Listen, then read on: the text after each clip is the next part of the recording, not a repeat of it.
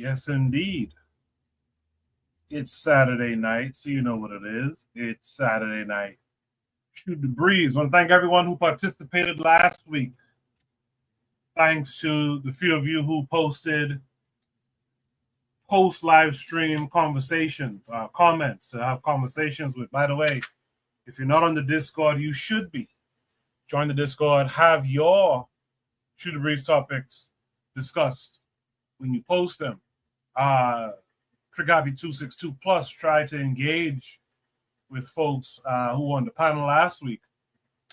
If he added you, make sure to try to respond to what Trigger said to you, as well as Kofi and others who tried to get some conversations going on the Discord.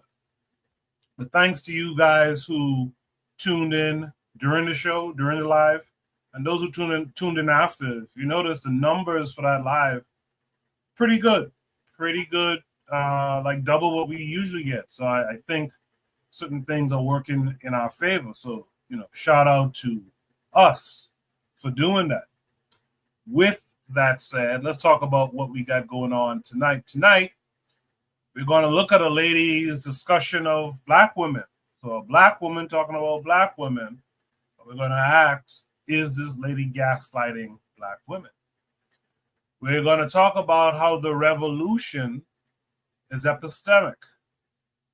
We're going to talk about how Burkina Faso implemented a new family code and try to understand why can't interracial relations also be banned, right? We're going to look at a scenario. The prompt simply says, is this true?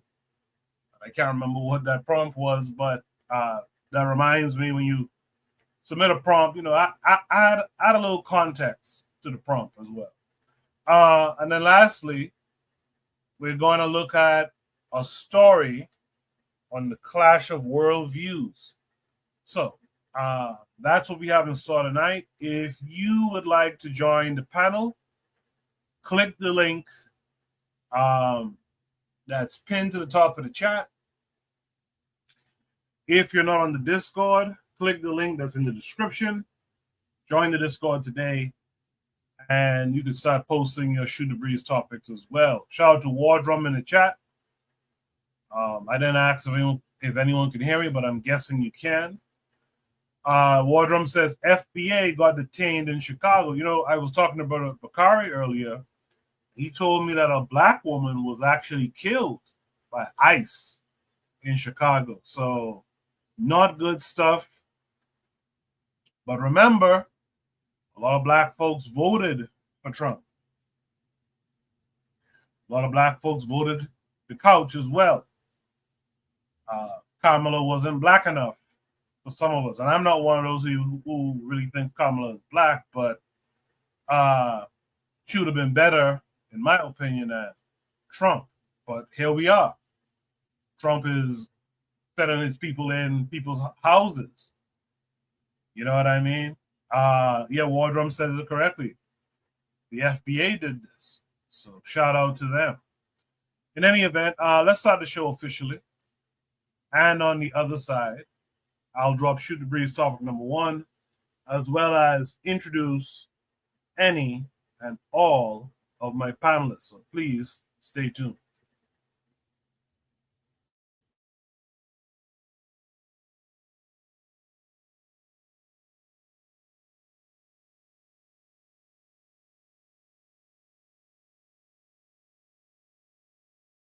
You are listening to the Bitter Medicine Podcast on KWAZ Radio.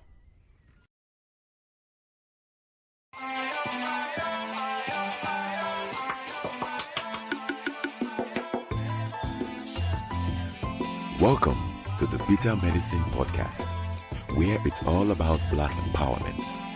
Our show focuses on Black news and entertainment, arts, science, economics, history, people, and strategies that uplift, empower, and motivate Africans within the diaspora.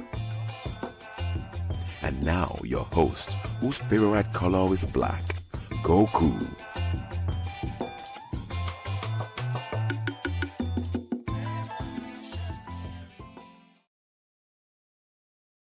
Welcome back to the Bitter Medicine Podcast. I am your host, Koku. Just want to remind you guys before we get the show rolling that this show is part of a podcast network called KWAZ Radio. There are other shows on the network you are invited to tune into. This is D Webb with the Harsh Reality Podcast, asking you to tune in where we tackle the news of the day that affects our community, only on KWAZ Radio. Peace, family. This is Oni, inviting you to listen to the Pro-Black Perspective, where black problems are addressed with black solutions. Greetings, fam. Tune in to The Learning Curve with me, the Revolutionary Matron on KWAZ Radio. You are listening to the Bitter Medicine Podcast on KWAZ Radio.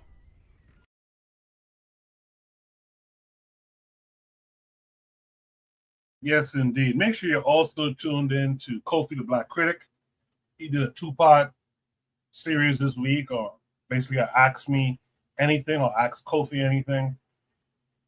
I saw a few of you in the chat. A couple of you guys went up on stage. So, kudos to Kofi. Make sure you check him out. Check out the Forecast Radio. He's always doing his thing every week with Consider Cheek. So make sure you check both of them out. And of course, Brother Bakari with the BBN Net. Check him out as well. All right, so far I have two panelists with me. Let me introduce them. First off is Jacadero. All right, maybe Jacadero's not at the. I'm here. You're just your network is cutting you in and out, but I'm here. Appreciate it, and glad to be here. Thanks, Coco. Oh, I appreciate that. Mike, I was listening to the playback of last week's episode, and it was kind of choppy on my end. I noticed. I don't know what's that about, but I appreciate you letting me know. Hopefully it's not too bad. With that said, let's welcome in Black Steel. How are you this week? I'm hanging in there. How about yourself? Hanging in there as well, man. Thanks for coming through.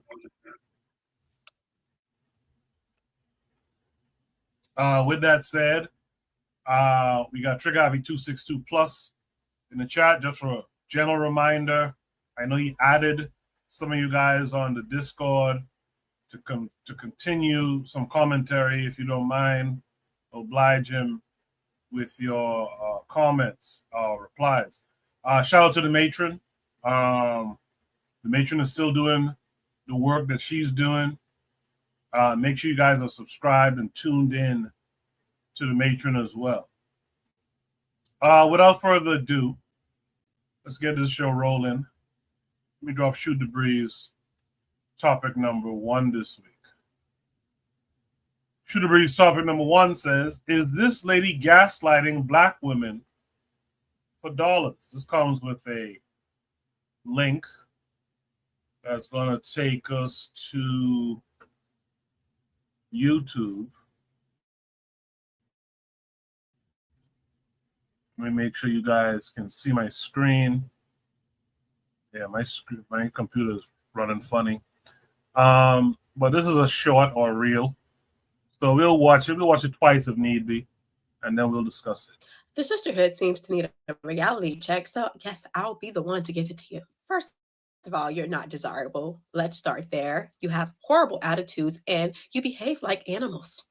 Not to mention your own men don't want you, and when they do sleep with you, they leave you, and you breed destruction because your womb is cursed. You care more about aesthetic and Gucci, Louis, and Prada than you care about your children and making sure your children can read, and at the very least, making sure they're safe. This is why they're laid out in the streets. And do I have to add that your children are killing each other? Amazing. Y'all are the main ones that promote dysfunction. You support Sexy Red as she sell your children yellow discharge and gonorrhea lip glosses. Do I need to continue? And then you have the nerve to complain about black men when you're the ones that's raising them. And when they raise children by themselves, they do a hell of a better job than you do. And then you have the nerve to shame black men when you guys are doing God knows what for money behind closed doors. You're poisoning their children. And you are just dysfunctional all the way around.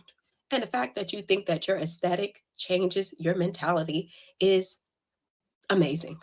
And if you just see how you and your children act on social media in the real world, just all the way around, it is disgusting because you are disgusting. And do I have to mention that you guys lead in everything that is negative: STDs, abortion, obesity, single motherhood, and you think you're smarter than everybody else when you're the dumbest group in America? And y'all swear everyone wants to be like y'all, but y'all just really want to be like white women, which you will never be.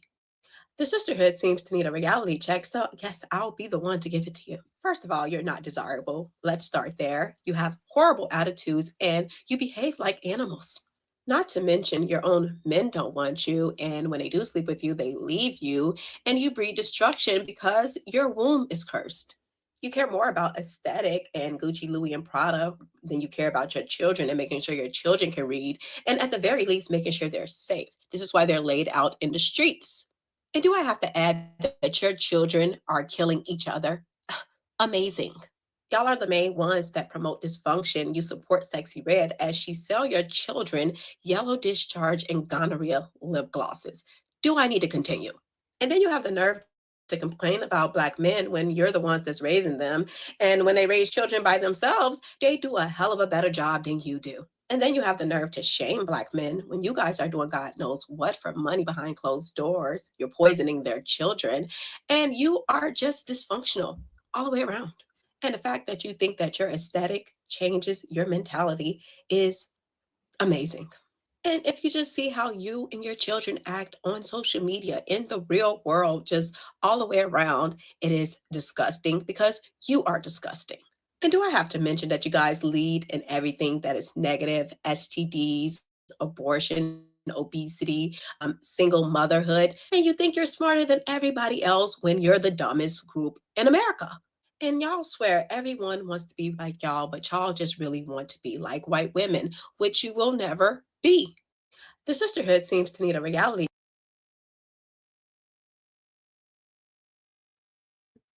Well.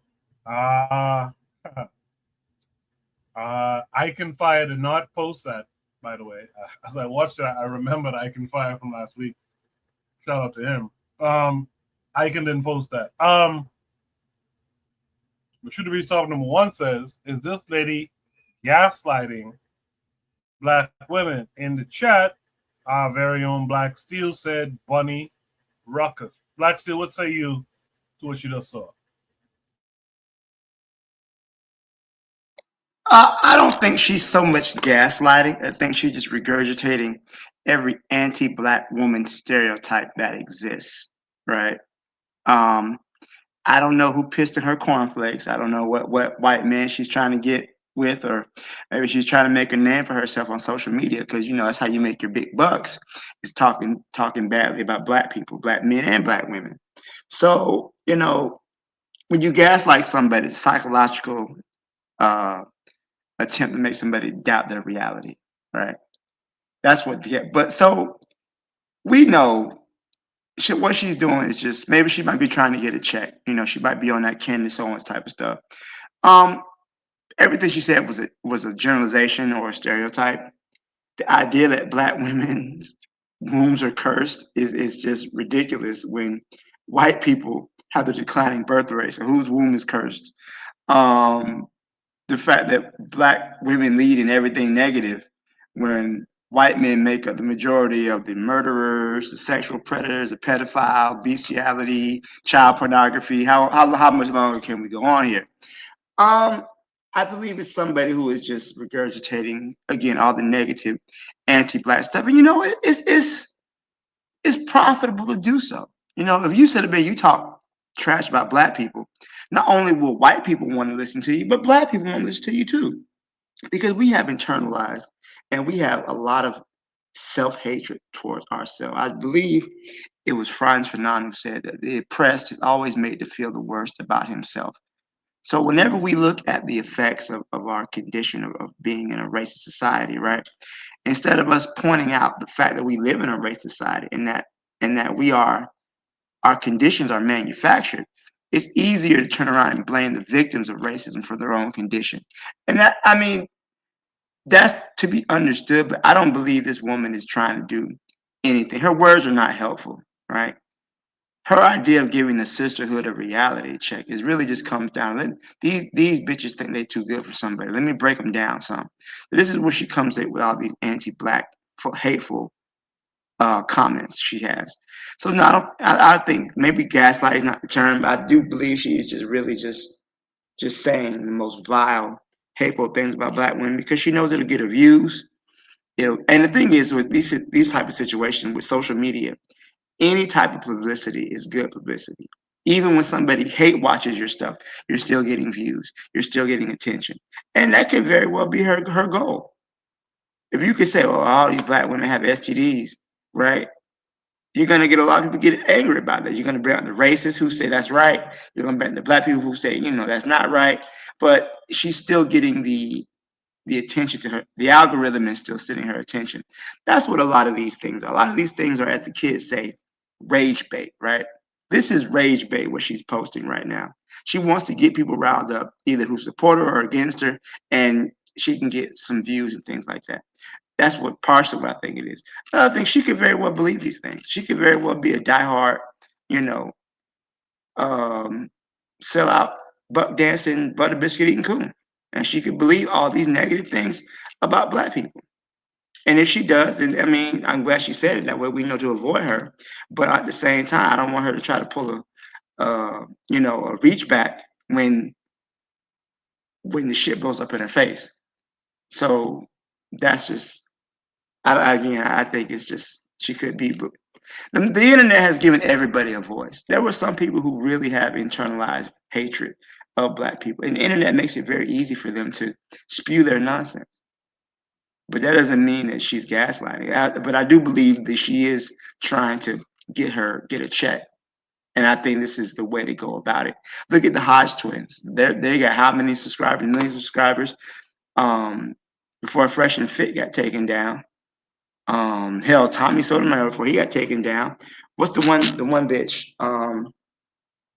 Damn, what's her name? The one who talking about black babies need to be aborted. Black boys. I can't think of Cynthia G, thank you. That demon, right? That demon talk about black men are dusty. From our DNA is just dusty. So we're just better off. We just don't exist, right? And it wasn't even a black person who took her channel down. It was a white woman who took her channel down. If it had been up to the so-called sisterhood of black people, she'd still be out here spewing her mess.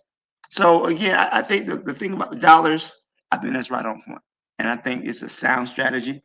In these tough economic times, there are going to be a lot more people saying that, but it's not going to save you. I hope black people know it's not going to save you from these crackers. At the end of the day, they'll put you, they'll hang you last, but you're still going to get hung. So I'll leave it there. Thanks, Koku. Well put, Black Steel. But let me ask before I go to Jack. Let me ask you, Black Steel, because in many of these types of situations, there's a viewer or listener who sees exactly what she's talking about. In their mind's eye, they see what she's talking about. And you could pick, it's not just her, you could pick any of these Candace Owens. There's people who see and therefore agree with Candace Owens. What would you say to a person who feels like what this woman is saying, man or woman, what this woman is saying is absolutely true because they see it every day? What would you say to that? I would tell them to expand I would tell them to expand their mindset, right? Perception is reality to some people, but the thing is the world is bigger than your perception of it. It's real easy to find negative stuff about black people because we live in an anti-black world. And I would say people who are viewing these things and coming to those conclusions are viewing through an anti-black lens. Because if we're gonna keep it a buck, there's plenty of dysfunction to go around in the white community. But yet we never seem to see that, right? So if you want to talk negative about black people, I'm gonna bring up the stats about white people. Who's leading in child abuse? Who's leading in child pornography? Who's leading in bestiality? who's leading in homicide, robbery, theft. Who makes a think about how we conceptualize criminality. If a black person steals $100 from a grocery store, he's a thug, he's a criminal. But a white person can steal $100 million from your 401k and he gets a promotion. You know, it's really how we view black people, as if we are inherently bad. And if you see a black person who's not bad, he's an exception. White people are inherently good. If you see a white person who's not good, he's an exception, right? So to somebody who holds these views, I would merely point out the reality of the facts that black people are the ones doing all the killing and the raping and the murder and the genocide. That's not black people. That's what I would do if I choose to engage them. No, a lot of times I just choose to engage them. Now, Black Steel, some people might say, what does the white statistics, or pointing out what white folks do, matter when we're talking about community building and trying to thrive as a black population wherever we are? And someone might say, listen, we're trying to crack down on the problems that we see every day in our community. What white folks do doesn't so much matter to us until it does, so to speak. We're trying to clean up our community. What would you say to that? I don't believe this woman was trying to clean up her community, though. What she was trying to do was to shame and degrade black women. That's what she was trying to do. And I think sometimes we have to understand that these things about we want to clean up our community has to be taken with a grain of salt, because there's a lot of good in our community. There's a lot of people who are doing great things in the community, but they never see it. They never see the people who are trying to stop the violence. They never see the people who are creating youth programs and opening schools for the kids. They never see the people who are, open up community gardens and helping out their neighbors. They never see that. They always see the negative, hateful things about black people because they themselves hate black people. When you talk about being conscious of being Pan-African, I think the number one thing you have to love black people. And I think that's missing from a lot of these people who criticize us. Is everything negative? They don't love black people. They feel, again, this woman said black women's wombs are cursed. That's not coming from a place of love. That's not coming from a place of concern about the community.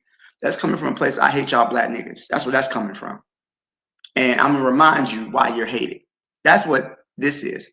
But when I bring up white people, I only to contrast what black people are doing. It's simply to really put some perspective on things.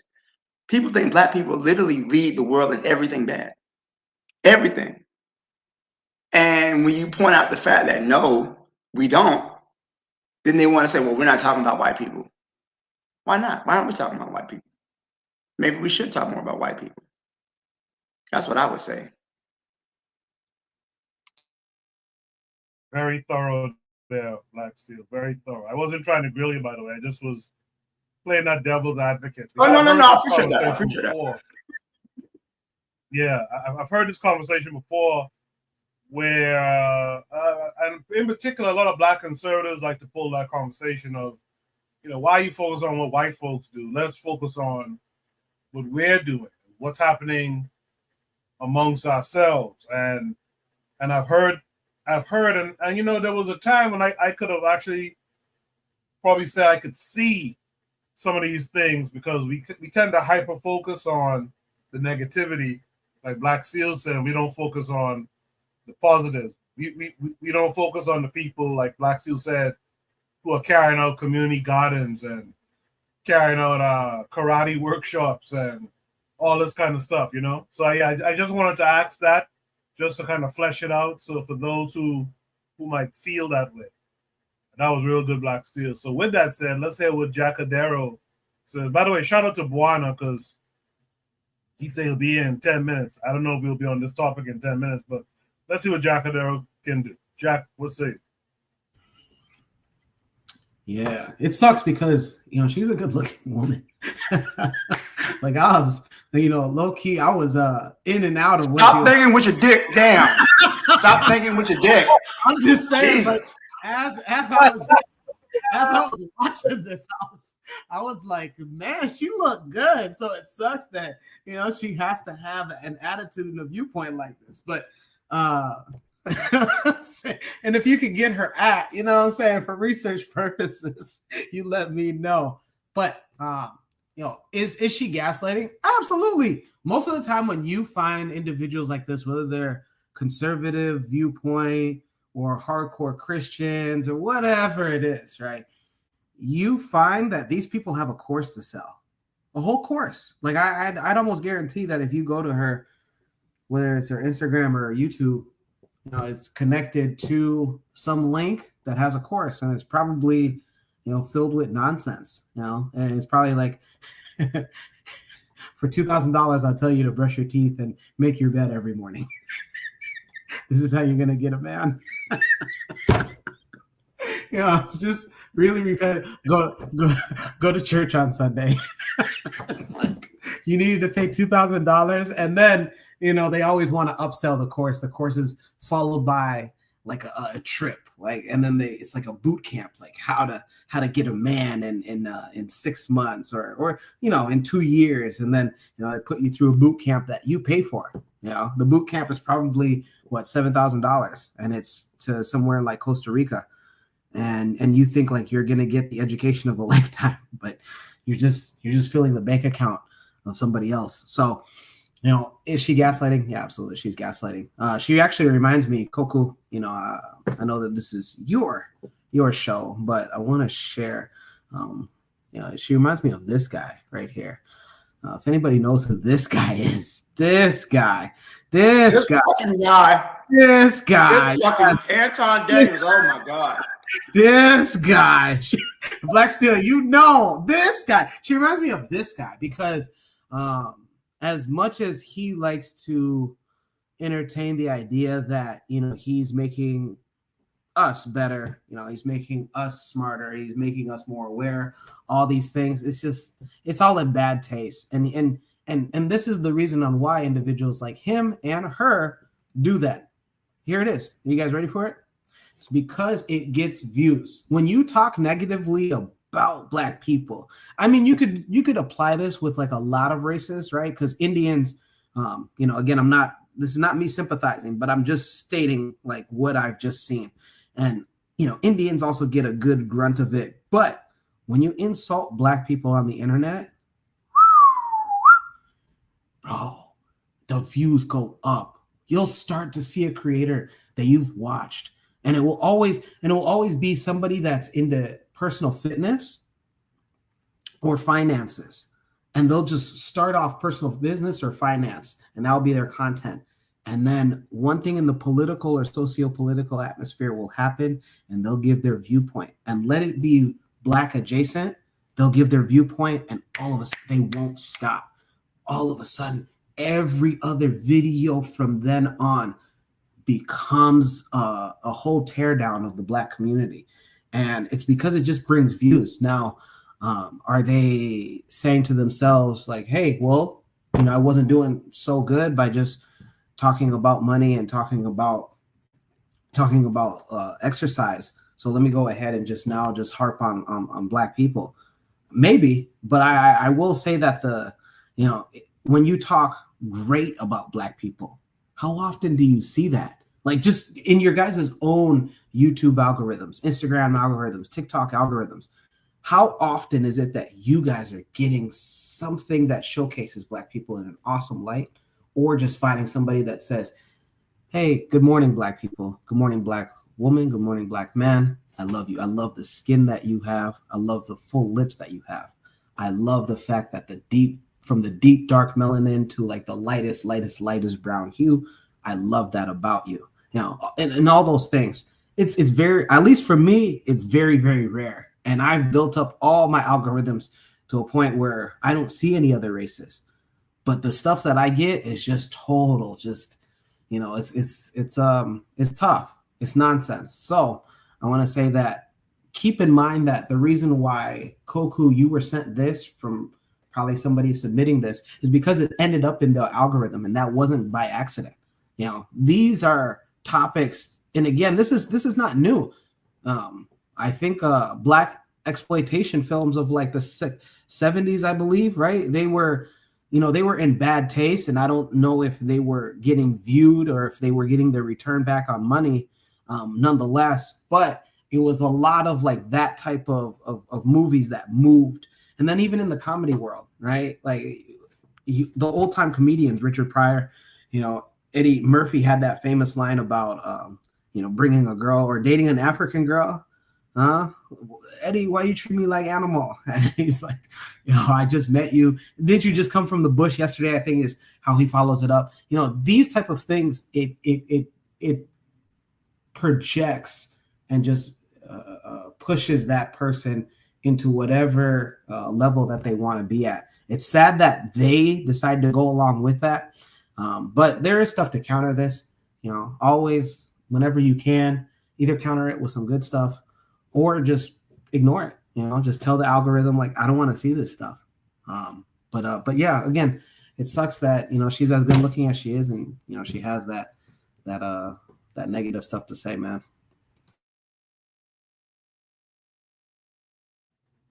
Jacadera, for you, I'll let you know. In fact, I'll tag her when I clip this. She goes by Carmen Jace or JC. Carmen Jaycee. So you let us know how that go, okay? I appreciate it. We'll get her at the network, huh?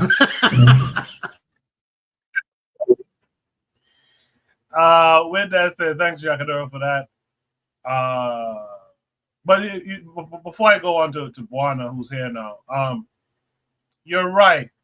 You and Black Seal are spot on, man. The algorithms never give, like, the algorithms probably never show the Bitter Medicine podcast or any of the shows on KWAZ radio. They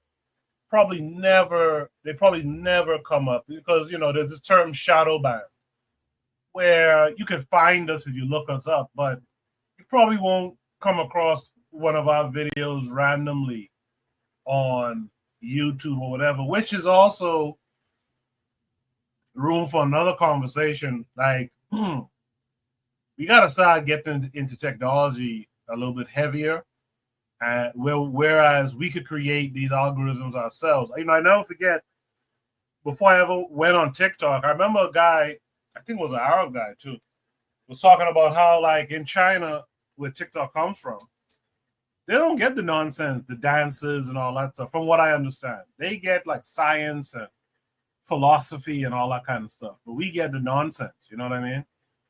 It's very, very interesting that we haven't cracked that yet and created a platform where the algorithm, you know, allows for more positive things, you know.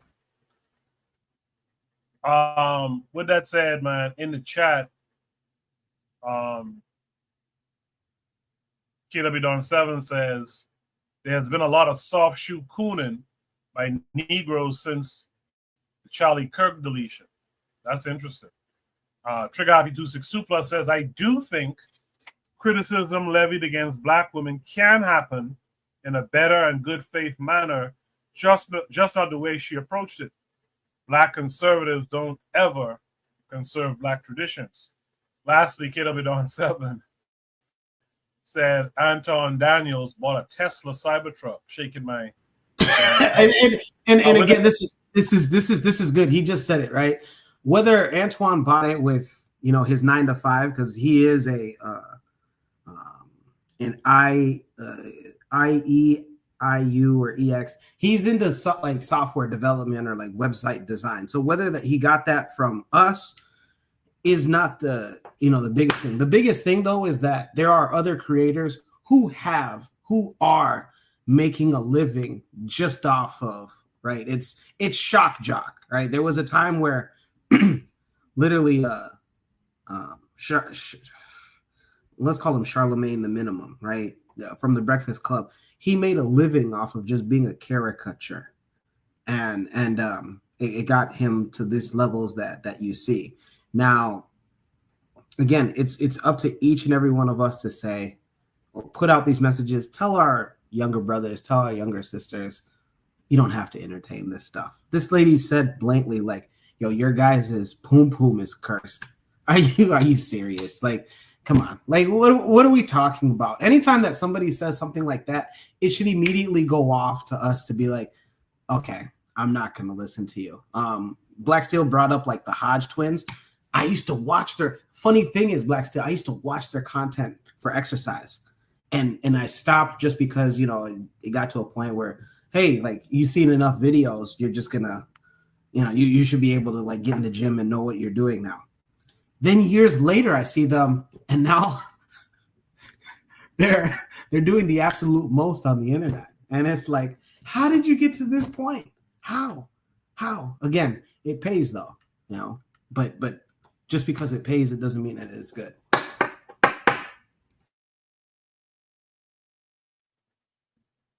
All right, so I'm going to play the video one more time, but before I do it, because Brian just came up, I just want to read some of the comments. It says, "I'll never get tired of hearing this woman speak the truth." Someone else says, as a black man, it's rare to see a black queen like yourself. It's tiring hearing other black women thinking they are better than everyone else. Someone says, "You got to stop holding back, Carmen. Let it go." A black woman here named Black Dutchie says, "The bonnet, lashes, the fighting over men, and furry slides. Tell them, young soul." So she has some people who follow it. Let me play it one more time because Bonner's here now, and then we'll discuss.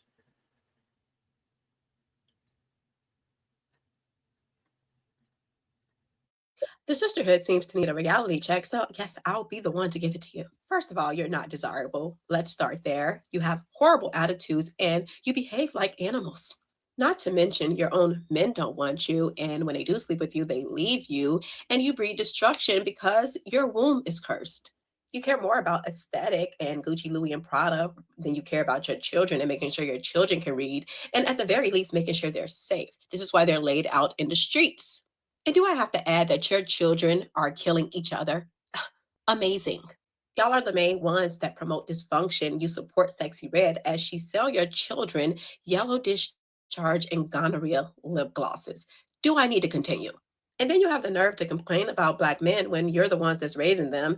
And when they raise children by themselves, they do a hell of a better job than you do. And then you have the nerve to shame black men when you guys are doing God knows what for money behind closed doors. You're poisoning their children, and you are just dysfunctional all the way around. And the fact that you think that your aesthetic changes your mentality is amazing. And if you just see how you and your children act on social media, in the real world, just all the way around, it is disgusting because you are disgusting. And do I have to mention that you guys lead in everything that is negative: STDs, abortion, obesity, single motherhood? And you think you're smarter than everybody else when you're the dumbest group in America. And y'all swear everyone wants to be like y'all, but y'all just really want to be like white women, which you will never be. The sisterhood seems to need a reality check, so yes.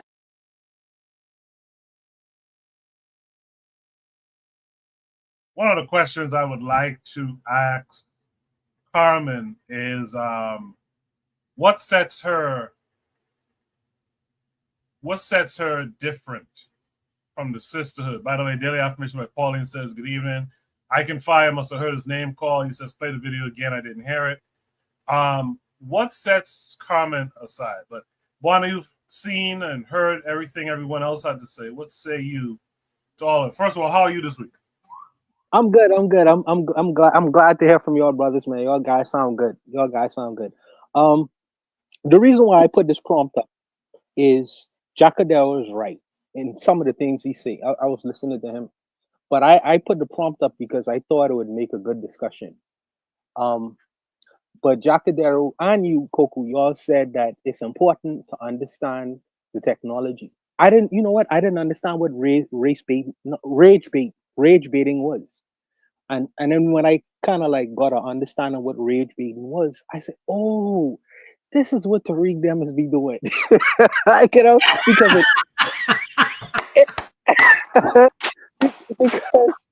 it because really and truly that attracts a lot of people. It provokes people, and people rage. They hate watch these kinds of things.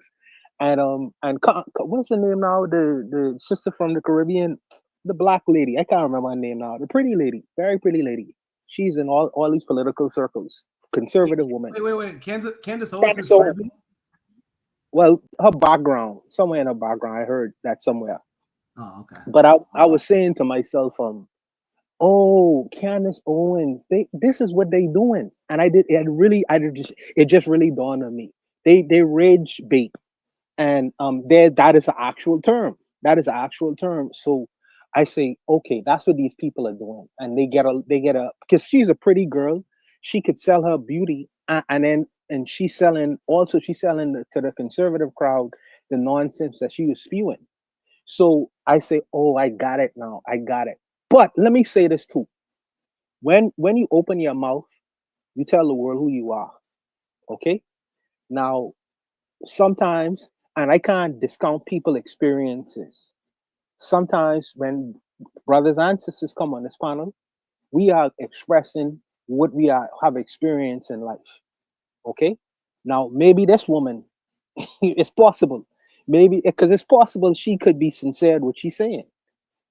I doubt it, but it's possible. So I'll speak to her the possibility. Maybe the people she's encountered in her lifetime fits the characteristics of all the things she's talking about. Because we can't ignore that. I tell Brother Bakari sometimes to see both sides. See both sides to a conversation. Yes, there are wonderful the women in our lives that we would have met. They are wonderful women. They contributed to our lives. Nothing what this lady was saying kind of resonated with what we found, what we discussed. But there's some other brothers who come on for the panel. I'll keep their names unmentioned. They consider some women to be state property. They state property. They do fit into the characteristics of the ladies that this woman is mentioning. And I can't ignore their experience as well. And we can't ignore the fact that, yes, she is right when it comes to the characteristics that she was mentioning. Some black women, whether we want to admit that or not, do fit these characteristics. Unfortunately, some. But I always say some. And based on our experience, we're going to see the world like that.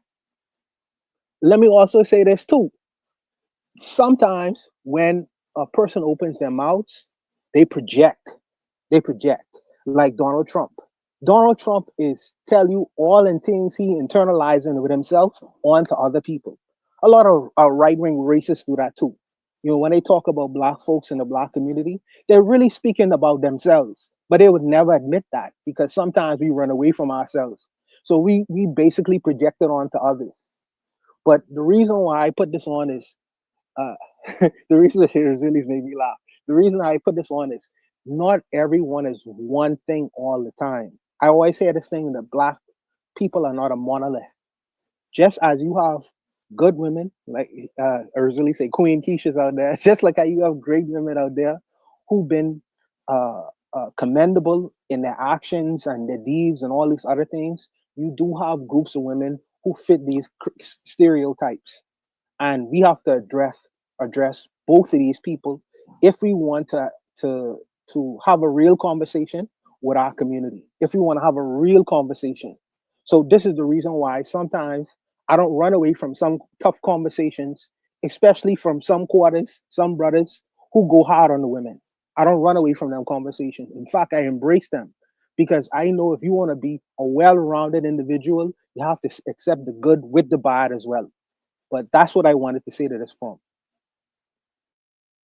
Buana, what makes this woman any different from a white supremacist? Besides the fact that Jack Adele wants to fuck her.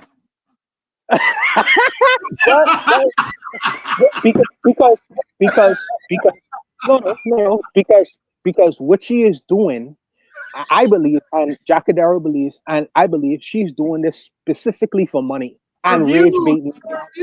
I Come think on, that. Black I Steel. think the I agree. reason. I agree. Yeah.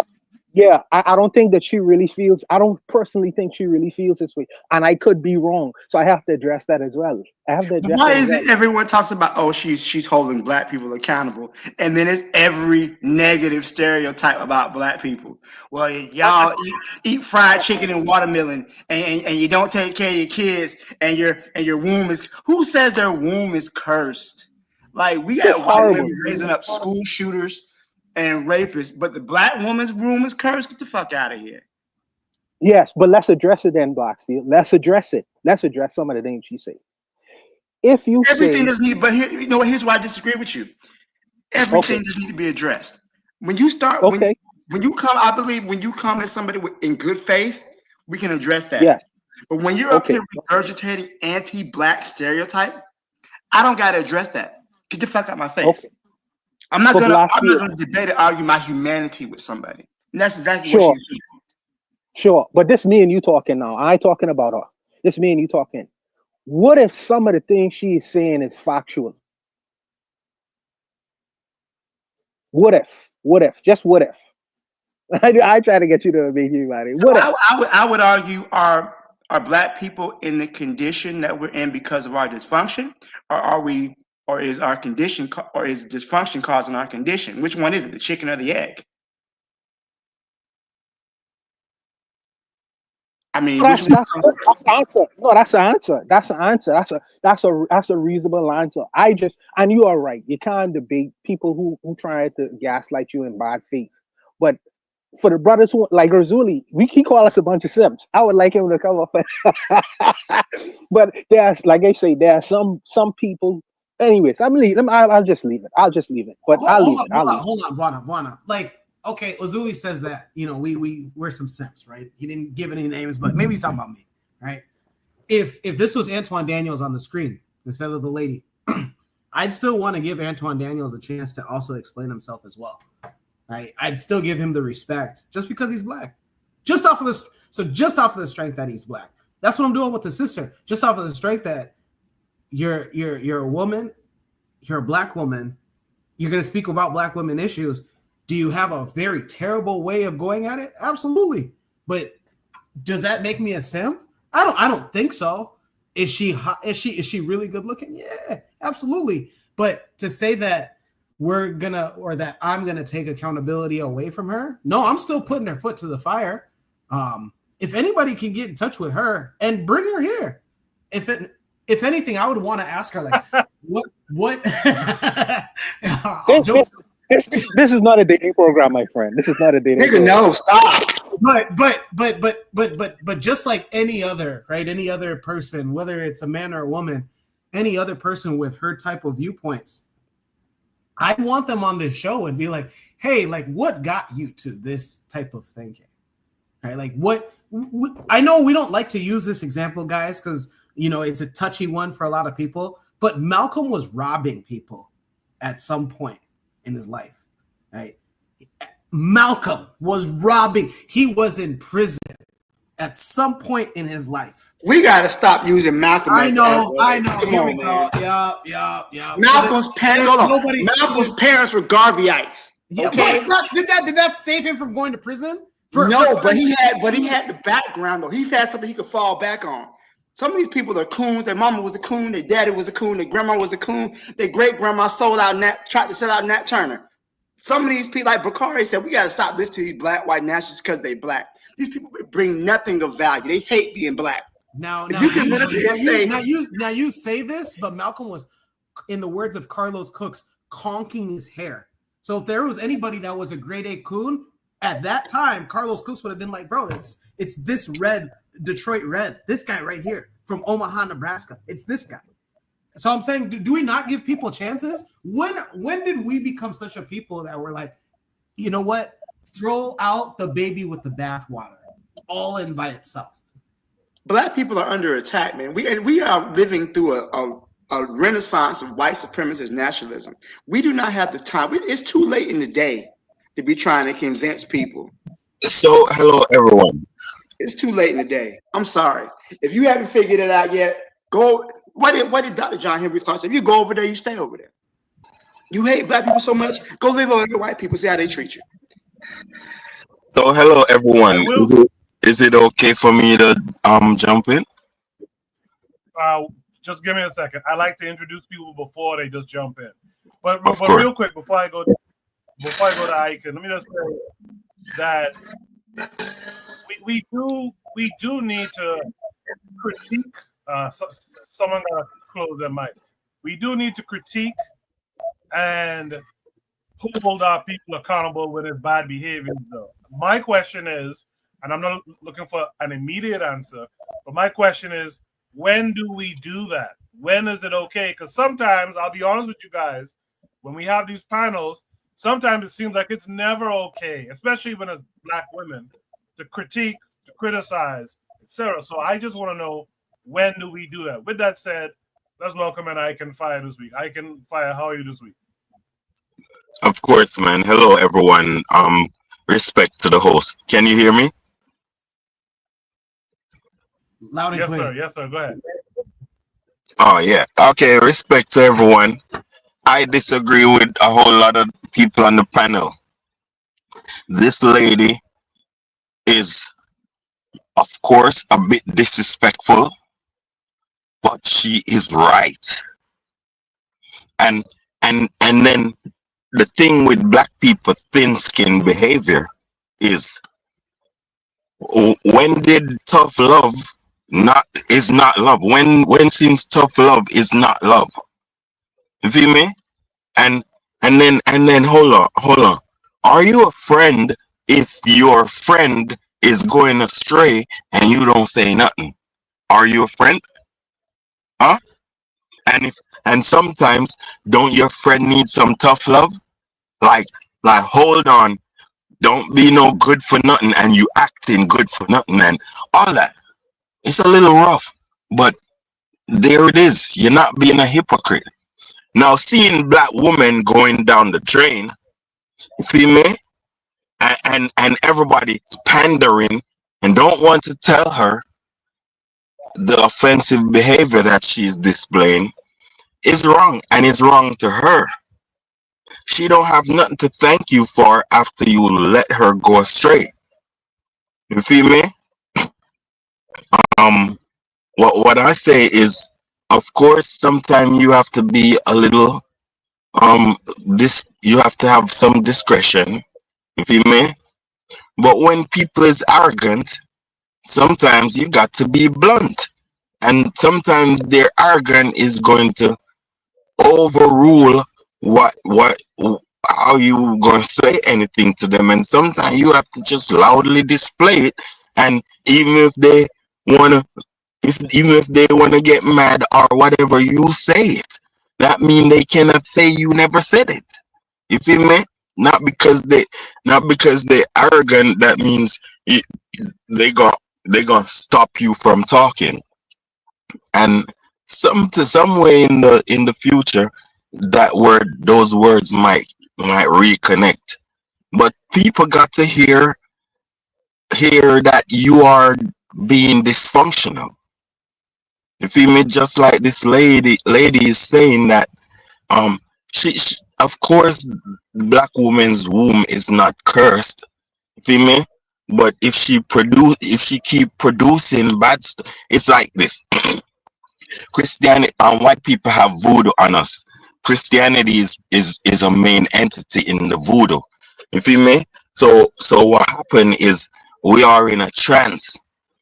We're in a trance, and it's getting worse and worse because after Christianity is strippers, police, soldiers, the president. Everybody is Christian. The wickedest wicked is Christian. So don't make nobody trick you like this holy people is the Christian. No. And first of all, God not coming for nobody out of the sky. You feel me? So we have to straighten up ourselves. We can't wait for God to straighten us up. We have to straighten ourselves up.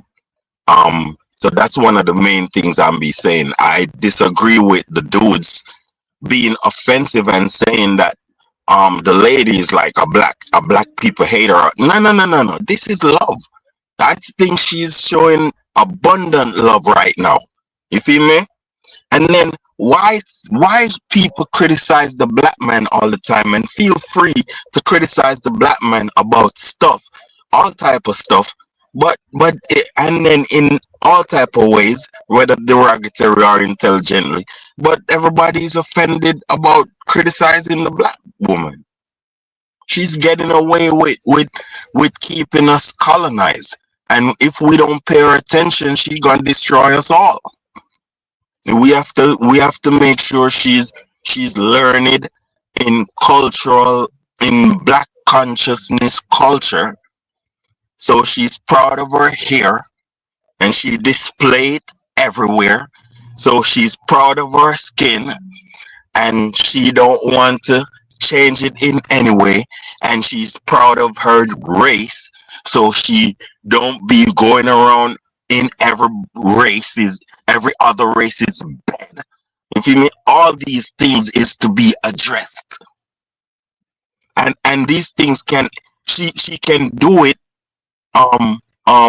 what you call voluntarily if she's raised that way. You feel me? So that's where I'm going. Thank you for your time. So for those of you who agree with what she's saying, I want to know specifically what it is you agree with her on, because she sounds like Charlie Kirk. Basically, we was talking bad about Charlie Kirk when a black woman says it's okay. She's doing this out of love. So I want to know. She never said that if she went in a plane and see black pilots, she would be. She would be. I didn't think he said that. Hey, Coco, can you play the video again? Because I ain't gonna lie, I didn't hear it. I heard some of what Bawana say she said, and I heard Black. Yeah, run that back, please. I want to know exactly because I want to speak. Because I want to speak after I hear it. If that's okay, Coco. I can't. You are funny, bro. I can't. You are hilarious. Yeah, I got a Zuli here as well. So no, bro, it's being unjust. Play it, and then Brother Bukhari. Bro, is being unjust. A whole black supremacist black woman you are referring to. Hold up, man. He getting ready to play the video again. Wait a minute. He getting ready to play the video again, dude. Okay. First, Zuli, you saw the video, right? Yeah, I saw the video. Yeah. First of all, how are you doing this week? I'm all right. I'm good. All right. I could talk. So what they should play. Yeah, hold on. Everybody ain't see the video. You should play the video because Bakari ain't see it either. Cool. This nigga gonna tell the man how to run his show. Ain't you in the Bahamas? Let's play the video then. Give me one. Yeah. We're a team. Your head seems to need a reality check, so yes, I'll be the one to give it to you. First of all, you're not desirable.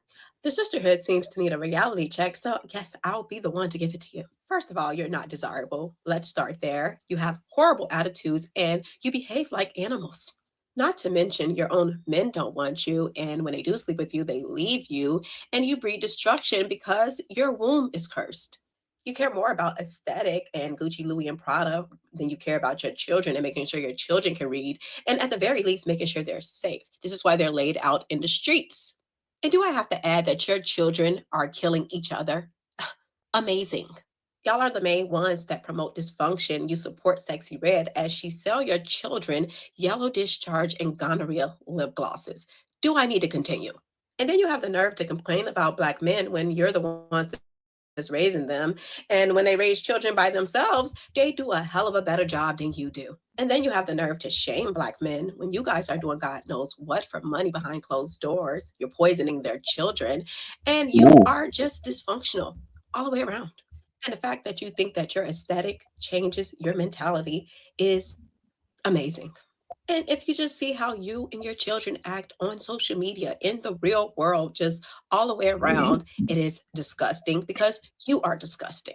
And do I have to mention that you guys lead in everything that is negative: STDs, abortion, obesity, single motherhood, and you think you're smarter than everybody else when you're the dumbest group in America. And y'all swear everyone wants to be like y'all, but y'all just really want to be like white women, which you will never be. The That's love, by the way. That's love. sisterhood That's love. seems to That's pure love. Go, Azula. I can't wait to go after. I can't wait to after Azula. I got Azula. I told a couple weeks ago. I mean, we can argue. I said Azula been right about some shit, until now. I just wanted to let you know that, Azula. Could I say something? Hold on. Play. Look for a girl fight. 1 second. Look for girl fight and look for. Hold on. Like I said, let me shout out to Sister Raw. Let me shout out to Forecast Radio. Let me shout out to Chuck Wu, who said that's tough love. Chuck Wu was on the panel a couple weeks ago when I wasn't here. Shout out to you guys. The matron, a Black woman, is saying she is speaking to one aspect of Black society, not all of Black society. She is specifically talking to and about whore culture. And I was going to get to that too, matron. I appreciate you reminding me of that. But in the meantime, I know Ike want to say something, but there's a flow here. I need Julie to speak, then Brother Bakari, and then everyone can have a conversation after that. And by the way, if you want to join the panel, just click the link at the top of the chat. Urzuli, what say you? Hey, what's up, everybody? What I'm gonna say is this. What she's saying, the house is burning for us. The house is burning for Black people. There's no time for me to be nice to you and be like, hey, get your shoes on and come out. Nah, get your bitch ass up, let's go. We're not doing that. So what that lady's doing, yes, the first thing she said is rough, is rough, is rough.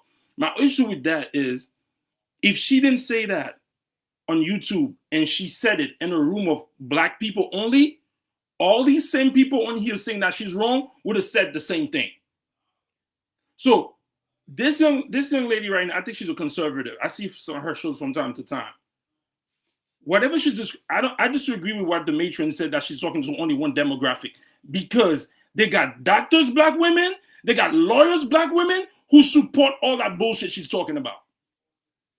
It's not about, let's just focus on the girls, the Black women in the hood, and the lawyer female, the doctor Black female, the lawyer Black female. They think the same way.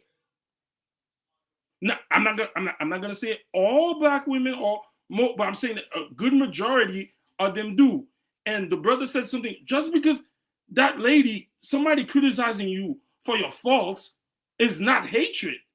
That could be considered love. Bro, you messing up? Here it is, do this and do that. Granted that she said, okay, Black women wombs are polluted. She doesn't mean it like that. What she's talking about is a lot of even if you watch the statistics, when Black men raise their kids as single fathers, those kids come out great. There's a statistic that says that Black men are the most involved. Black fathers, out of all the race, are the most involved. By involvement, I mean that, let me pick you up and let's go play ball. I'm gonna come to your basketball game, or I'm gonna come to your theater play and stuff like that. What this young lady is saying, yes, it's rough. It sounds rough. But what I feel that is that Black people, the community, and I'm not just talking about America, I'm talking about the Caribbean, I'm talking about Africa. The whole shit is burning. So, and the number one people that they're using to burn the shit down is the Black, is a lot of the time is the sisters.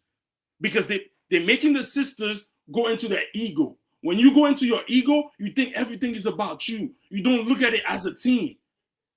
So I saw a video where a young man was telling a sister, hey sis, you shouldn't wear that blonde wig. Yo, there was like 6 sisters. They all turned on him and just disrespected him. So granted, it's not only the sisters that have to fix themselves, the brothers have to fix themselves too, because it's a team, we're all in this together. But I'm not gonna sit there and be like, oh, this young lady is a white nationalist, this and that and the third. Because you know what? If Malcolm X had said the same thing, some of y'all would have called him a white nationalist too. If Martin Luther King had said the same thing, y'all would have called Martin Luther King a white nationalist too. A lot of us black people, it's like a crack addict. A crack addict, no matter what you tell him to leave crack, he's gonna say you hating on him. So yes, that young lady's language is kind of tough, but a lot of the statistics she said is correct. And I disagree with the people saying, "Oh, it's only one demographic of." So now y'all gonna try to blame the black girls in the hood only? No, y'all in corporate, y'all in blue collar job, y'all all do the same thing. So I'm not gonna say yes, the language is rough and tough. Yes, rough and tough. But when the house is burning, hey, sometimes you gotta get a little vulgar. So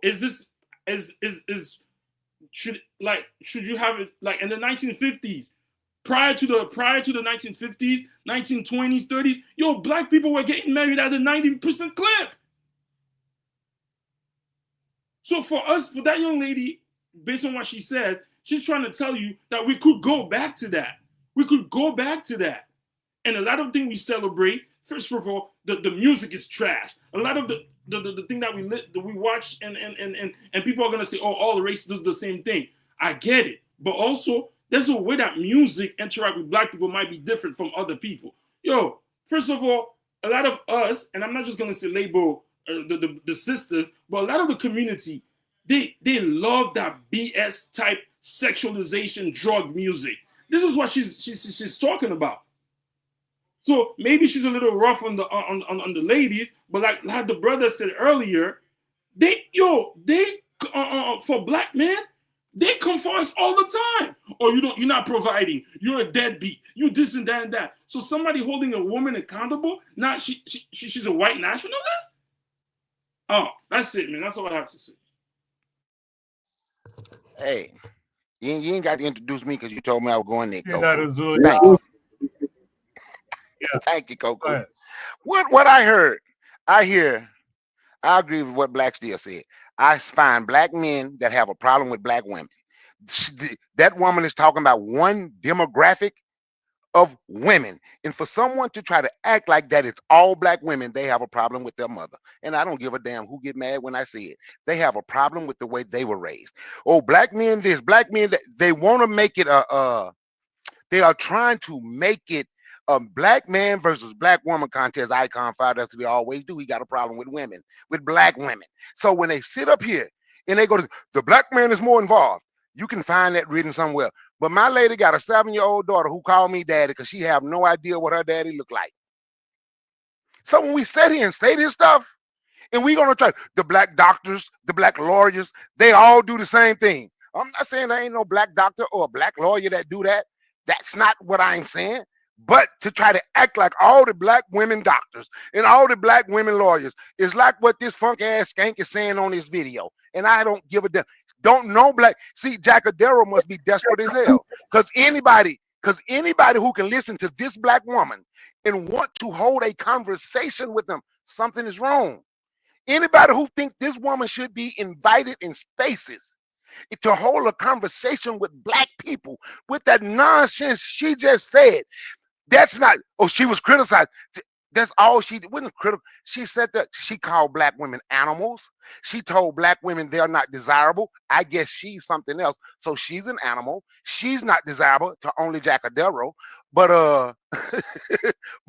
so everything she's saying by black women, I guess that's her too. But it's easy because people follow. Goku, think about the video that I sent you. People follow the algorithm. They don't want to hear nothing real. They follow the algorithm. So the algorithm have had a black man versus black woman all over social media for the last 5 years. So now when someone talking, they hear that, and she's saying something negative about a black woman, you're gonna find black men who's gonna be all over it because they have been caught up in this fake nonsense, black man versus black woman. I agree with Black Steel. There's no need to listen to a woman like that. You got people out here raised. Why would somebody with a daughter, with a black daughter, want them to say anything that this skank right here is saying? She ain't said nothing positive. The revolutionary queen, our matron, is absolutely right. There's a certain section. You can talk about the music. You can talk about how women dance in the videos, but you can talk about the men that made the music so women can dance in the video. So it's a certain type of men that like that certain type of woman. So if that ain't the woman for you, that ain't the woman for you. But to sit on here and to just, I'm going to sit on here and say it's black women and ain't no black woman desirable. Your man don't want you. Who on this panel don't have a black woman? Do everybody on the panel have a black woman? So that means there's black. So that means there's black men that want black women. So there go one. Your men don't want you. Which black woman the man don't want? Which black woman the black man don't want? So she just sitting over here spewing stuff to insult black women and black people. Maybe she had a horrible mother. I don't know. Maybe she had a horrible mother. Maybe the thing she's saying is from her background and it's from her mother. But for black men to get on here and co-sign this nonsense, I could be in a room with just black people, Azuli. I wouldn't agree with that and say, yeah, she's right. And please stop saying, if Martin Luther King had said this, if Malcolm X had said this, they didn't say it. And I don't agree with everything Martin Luther King said. I don't agree with everything Malcolm X said. So if Martin Luther King had said it, if Malcolm X had said it, I wouldn't have agreed with it. And there's a whole lot of other black men that would not have agreed with it. She just wanted to come on. She's trying to be a younger Candace Owens. And like I was, all you have to do if you want to make money, get on social media and ish on black people, you will make money. Because the crazy thing about it, you gonna find other black people that get on there and co-sign you ishing on black people. I'll yield the mic. So I'm just gonna jump to the head of the line because I'm like that. First of all, a couple things. I'm gonna jump to the head of the line. But let me just say this. Everything she said was a stereotype. What facts did she come up? First of all, we got Professor Xavier on the panel. He can read minds. He need to be on the X-Men instead of being on Bitter Medicine podcast because he's a mind reader because he knows what black women are thinking, no matter what job they have, right? This woman and people like this, right? They think of black people in stereotypes. So you can say you're disgusting. You act like animals. That's right. That's right. That's right. Because they hate black people too.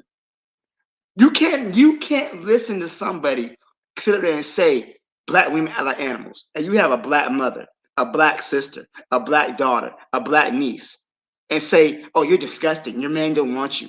And when they do, they just leave you pregnant because your wombs are cursed. And you can sit here and say, "Well, she's factual. She's speaking for love." Really, was Charlie Kirk speaking with love when he said that black people were better off in the civil rights movement? He didn't feel comfortable. Were these white racists that are saying the same thing? Are they speaking with love? Because that's basically what she's saying. What she's saying is no different than a Klan member. And only because, and again, only reason it's okay is because some of y'all got issues. We have internalized anti-blackness within our community. And we have made it so acceptable that when you say these anti-black things, they look at you speaking truth. And we're called simps for thinking no black women aren't disgusting. No black women don't lead the stats and everything bad. Excuse me? Have you looked outside? You're gonna walk outside and say that black women Are the stats and everything bad? When you got white women out here raising serial killers and school shooters, but black women is out here raising everything bad. They're the ones, their wombs are cursed. Okay, they're disgusting. They act like animals. It's okay to, you know, you can go online and you can pick certain clips and whatnot. The thing that, you know, there's three types of lies, right? There's lies, there's damn lies, and there's statistics. And statistics can be twisted to fit any type of narrative that you want. For forever, these white supremacists have been talking about 1350. 13% of the population, meaning black Americans, 13% commit 50% of the crime. That is not a factual stat, but they throw it around so much that people believe it. So she's in here saying all these negative stats about black people being dysfunctional. And again, you got to ask the question: are black people dysfunctional because we're oppressed, or are we oppressed because we're dysfunctional?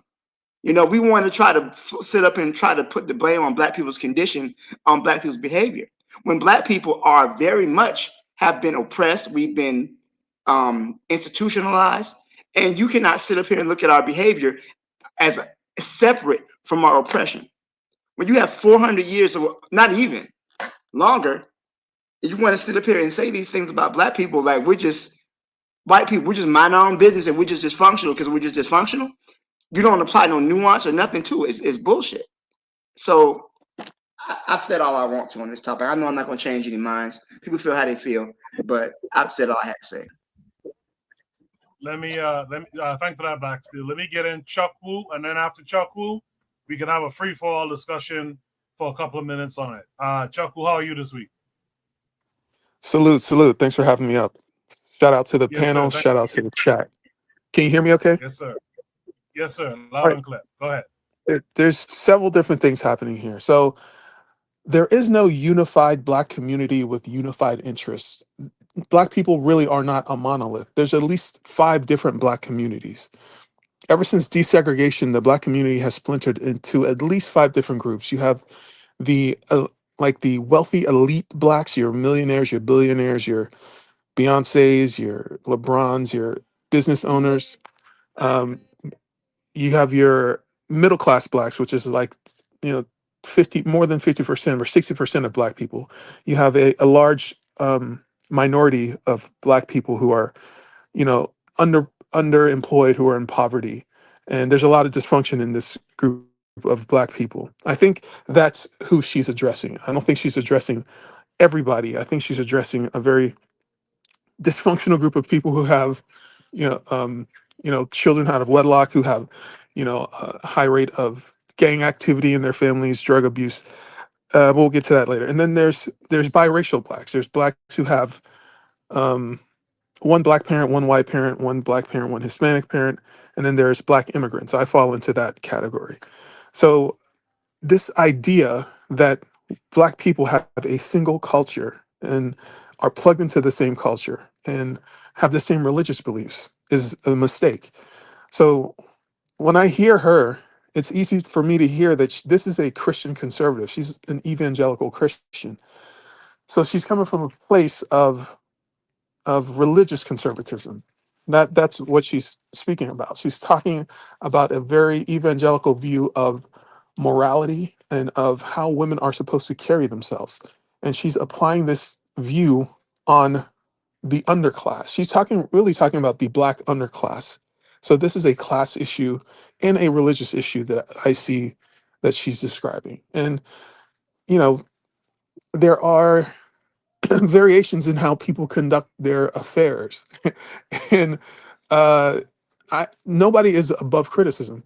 I mean, I I think all of us are subject to criticism, and this notion that you're not allowed to criticize a certain group of people doesn't sit right. If people are acting in ways that are producing bad outcomes for their children, for themselves, I think it merits criticism. So I don't see what she's saying as being a white supremacist. I think she's a person who has standards, and she is, you know, I'm trying to impose those standards or introduce those standards to other people. And so that's one point. And I think that there are two different framings of why we have disproportionate, why there's disparities in outcomes. So there is a there's a bias narrative, and there is a development narrative. So this bias narrative is that whenever you see any disparity between Black people and white people in median income rates and marriage rates and incarceration rates and teenage pregnancy rates and drug abuse, grades, anything, it's to do with the fact that we live in a society that is racist against us, systemic racism. And the only way to fix these disparities is to appeal to the larger society. The society is at fault for erecting these barriers that we're not able to get over. So we have to petition to society to either make special programs or set-asides, or social norms have to change in order to accommodate us and for us to achieve parity with other groups. The drawback to this view is that the power to change things are not in our hands. We have to petition the dominant society. And I mean, I think there is some truth to this view, but I think it's trying to change the society that you live in is very difficult. And I don't see how that's doable in our lifetime. But there is a development narrative that says that the disparities that we see between groups are due to elements of our early childhood development and cultural traits between different groups. So if there's one group of people who have children who are being raised in a household that does not contain men, or the men aren't there for significant periods of time, you have a situation where the woman is both the disciplinarian and the breadwinner, and she's not able to do both of those things well simultaneously. So as a result, there's the children are more likely to be poor and more likely to have bad grades because she's not able to look out to make sure they're doing their homework. Children are more idle, which means that they're more likely to get into trouble, to use drugs, to have teenage pregnancy, to participate in gangs. And there's a lot of pathologies that enter just because of these events in early childhood. The benefit of this framing of it is that there are things that we as individuals can do to change it. And I think what she's doing is that she is focused on this developmental narrative, and she is trying to orient ourselves to this view of how can we change things to make things better. And I'll land the plane there. Hold on, bro. I mean, listen, I don't think nobody can top what you said a while ago, because you articulated the real shit. You feel me? And I don't really oppose you. You feel me? My brother said it's kind of free, so I wasn't talking for a minute, so let me say something. Then let me go after you. Then let me go after you. Okay. There's evidence. This lady, this beautiful empress, the only wrong thing I have with her is maybe she's not wearing her real hair. You feel me? But this beautiful lady, this precious lady that should be treasured, you feel me? And disrespect to anybody that call her names. You feel me? Like the same way I disrespect you and call your weak ass name. Coco, I know I'm on your panel and I don't want to be rude, but this dude here is weak. Yeah. He done already said he's scared of white. He done already said he don't want to fight, but he'll fight a black woman. So dude, you ain't nobody. I'm gonna get off you ain't with nobody. your weak ass. With your weak You ain't ass. nobody. I'm just telling you what he has said. You're a mama's boy. On several, You're a mama's boy. You on ain't several nobody, different man. channels. He only Do you want know to your fight daddy? black women. He only want You to don't know fight your black daddy, women. man. He only want to fight black. Shut up and be a man, man. Quiet, man. You come here arguing with men. You I feel ain't me? arguing with you. I told you you was weak. I'm Yeah, not be arguing quiet. with you. I said what I Be said. quiet. Go I home. won't get on the What's front wrong with being line a with mama's y'all, boy? I but don't I'll understand try to that. cook or something. Yo, let him You're finish. miserable, man. Let him finish, You're man. miserable, man. Brother McCoy, let him finish. We know who he is. Let him make his weak on point, man. Let him go. Yeah, man, you're miserable, man. You feel me? As I said, you feel me? Because listen, men are doing things wrong, and we should address it. You feel me? You have Crips and Bloods, and we should address them. You feel me? But there's evidence of women who is the cultural representative of a people who do the most cultural exchange into our people. If she's going wrong, something must be said about it. You feel me? Now, I want to know now, where is, because this is the evidence, where has it ever been that woman who is against sexualization, when did you ever heard of a female march against strip clubs? Where is it?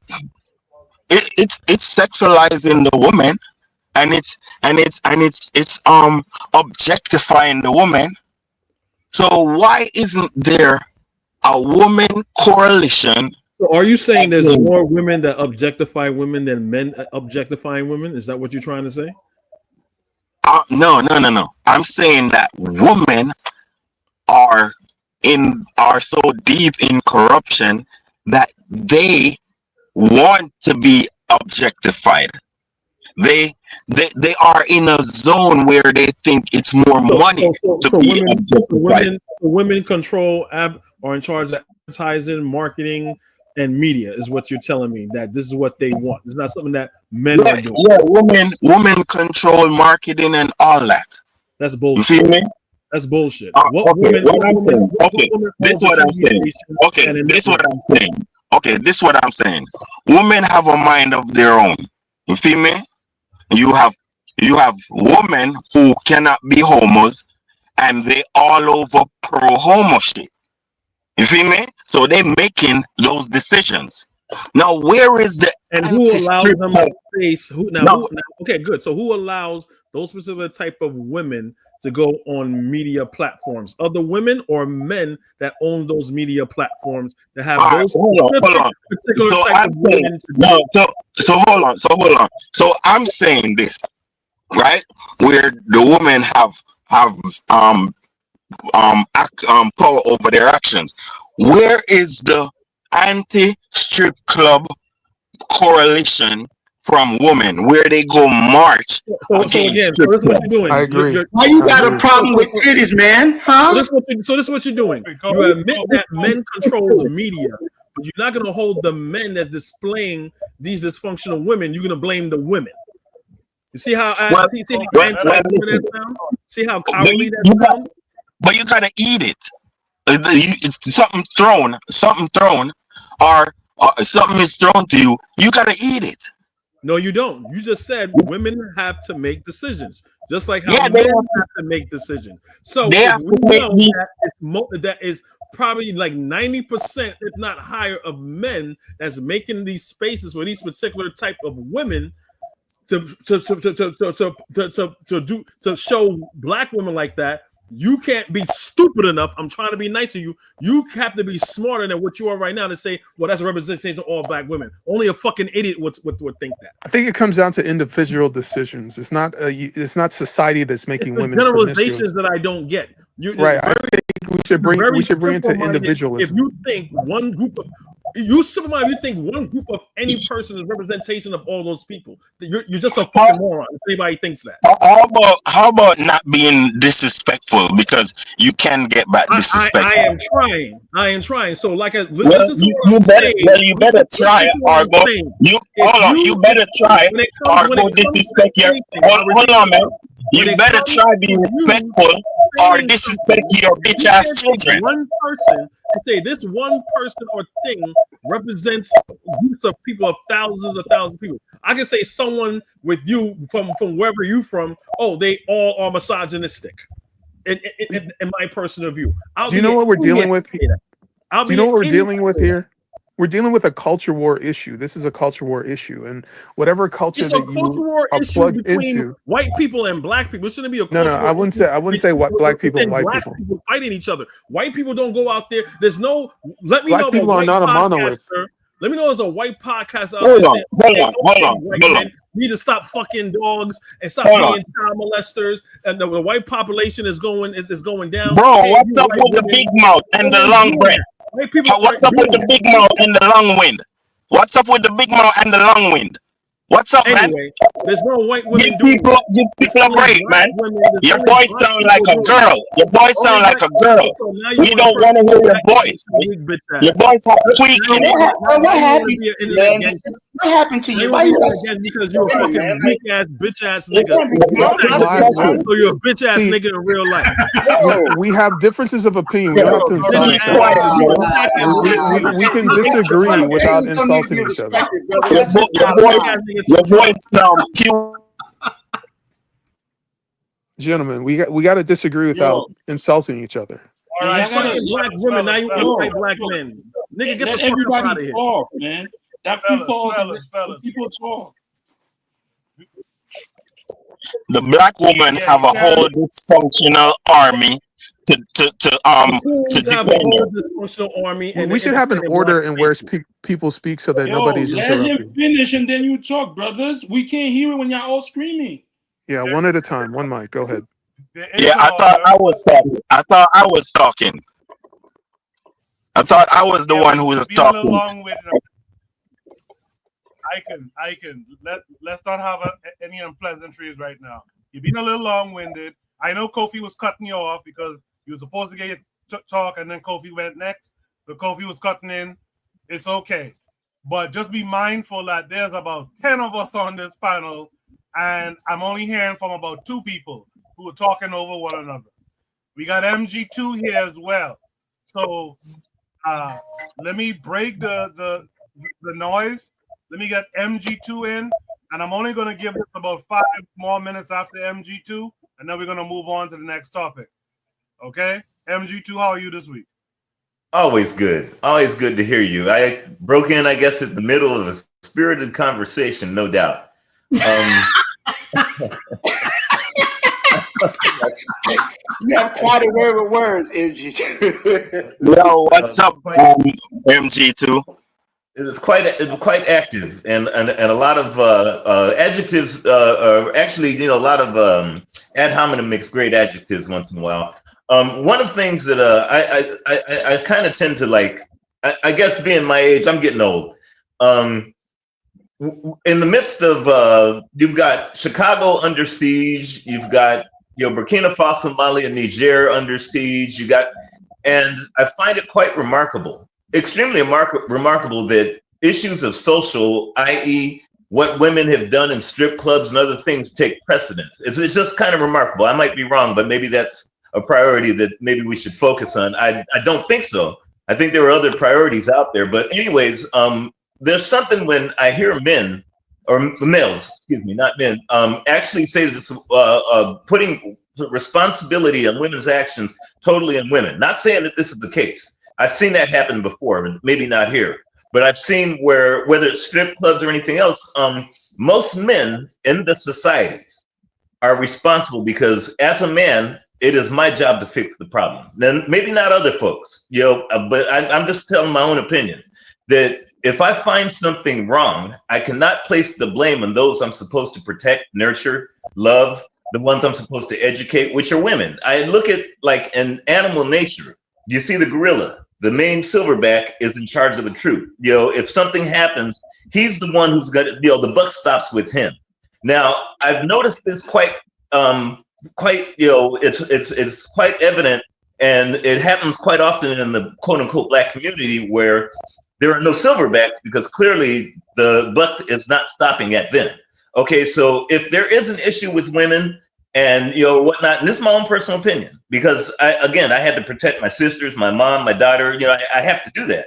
If there is an issue with women, I tend to think, and I may be wrong, that a real man will not censure the women, but censure himself because he might have not gone the full level of doing what real men do. So therefore, if you fix the problem, then there is no problem whether it's women in strip clubs, whether it's media, this and that and the other. There is no problem in the first place. If you are a true man, you'll fix it. And because, like they say, you know, I got this. And the other thing I heard earlier is I heard something about petitioning the dominant society. It reminds me of that movie Pulp Fiction, where Ving Rhames was getting, for lack of a better term, his manhood compromised by a couple of rednecks who were quote unquote definitely dominant. And the thing that kind of I don't petition a dominant society because I don't want them to be dominant. It's kind of like a slave going to his master saying, "Can you not do me like Ving Rhames?" I don't think that that's, and this is my personal opinion. When I hear I hear euphemisms like petitioning a dominant society, or we have to plead to them, or we have to, that kind of tells me that, again, like the earlier preference, you know, example I gave you, this is not an example of manhood. You don't petition someone else who's dominating. You go ahead and fight them. I'll pass the mic. MK, look at this. We are not fighting against the black woman. Can I respond? Hold on, man. Hold on, man. Hold on, man. Hey, treat me like a grown man and stop playing with me, bro. No, you talk. I'm talking, man. Have some manners, man. Let other people talk. I'm talking, girl voice. Anyway, bro, listen. We are not against the black woman.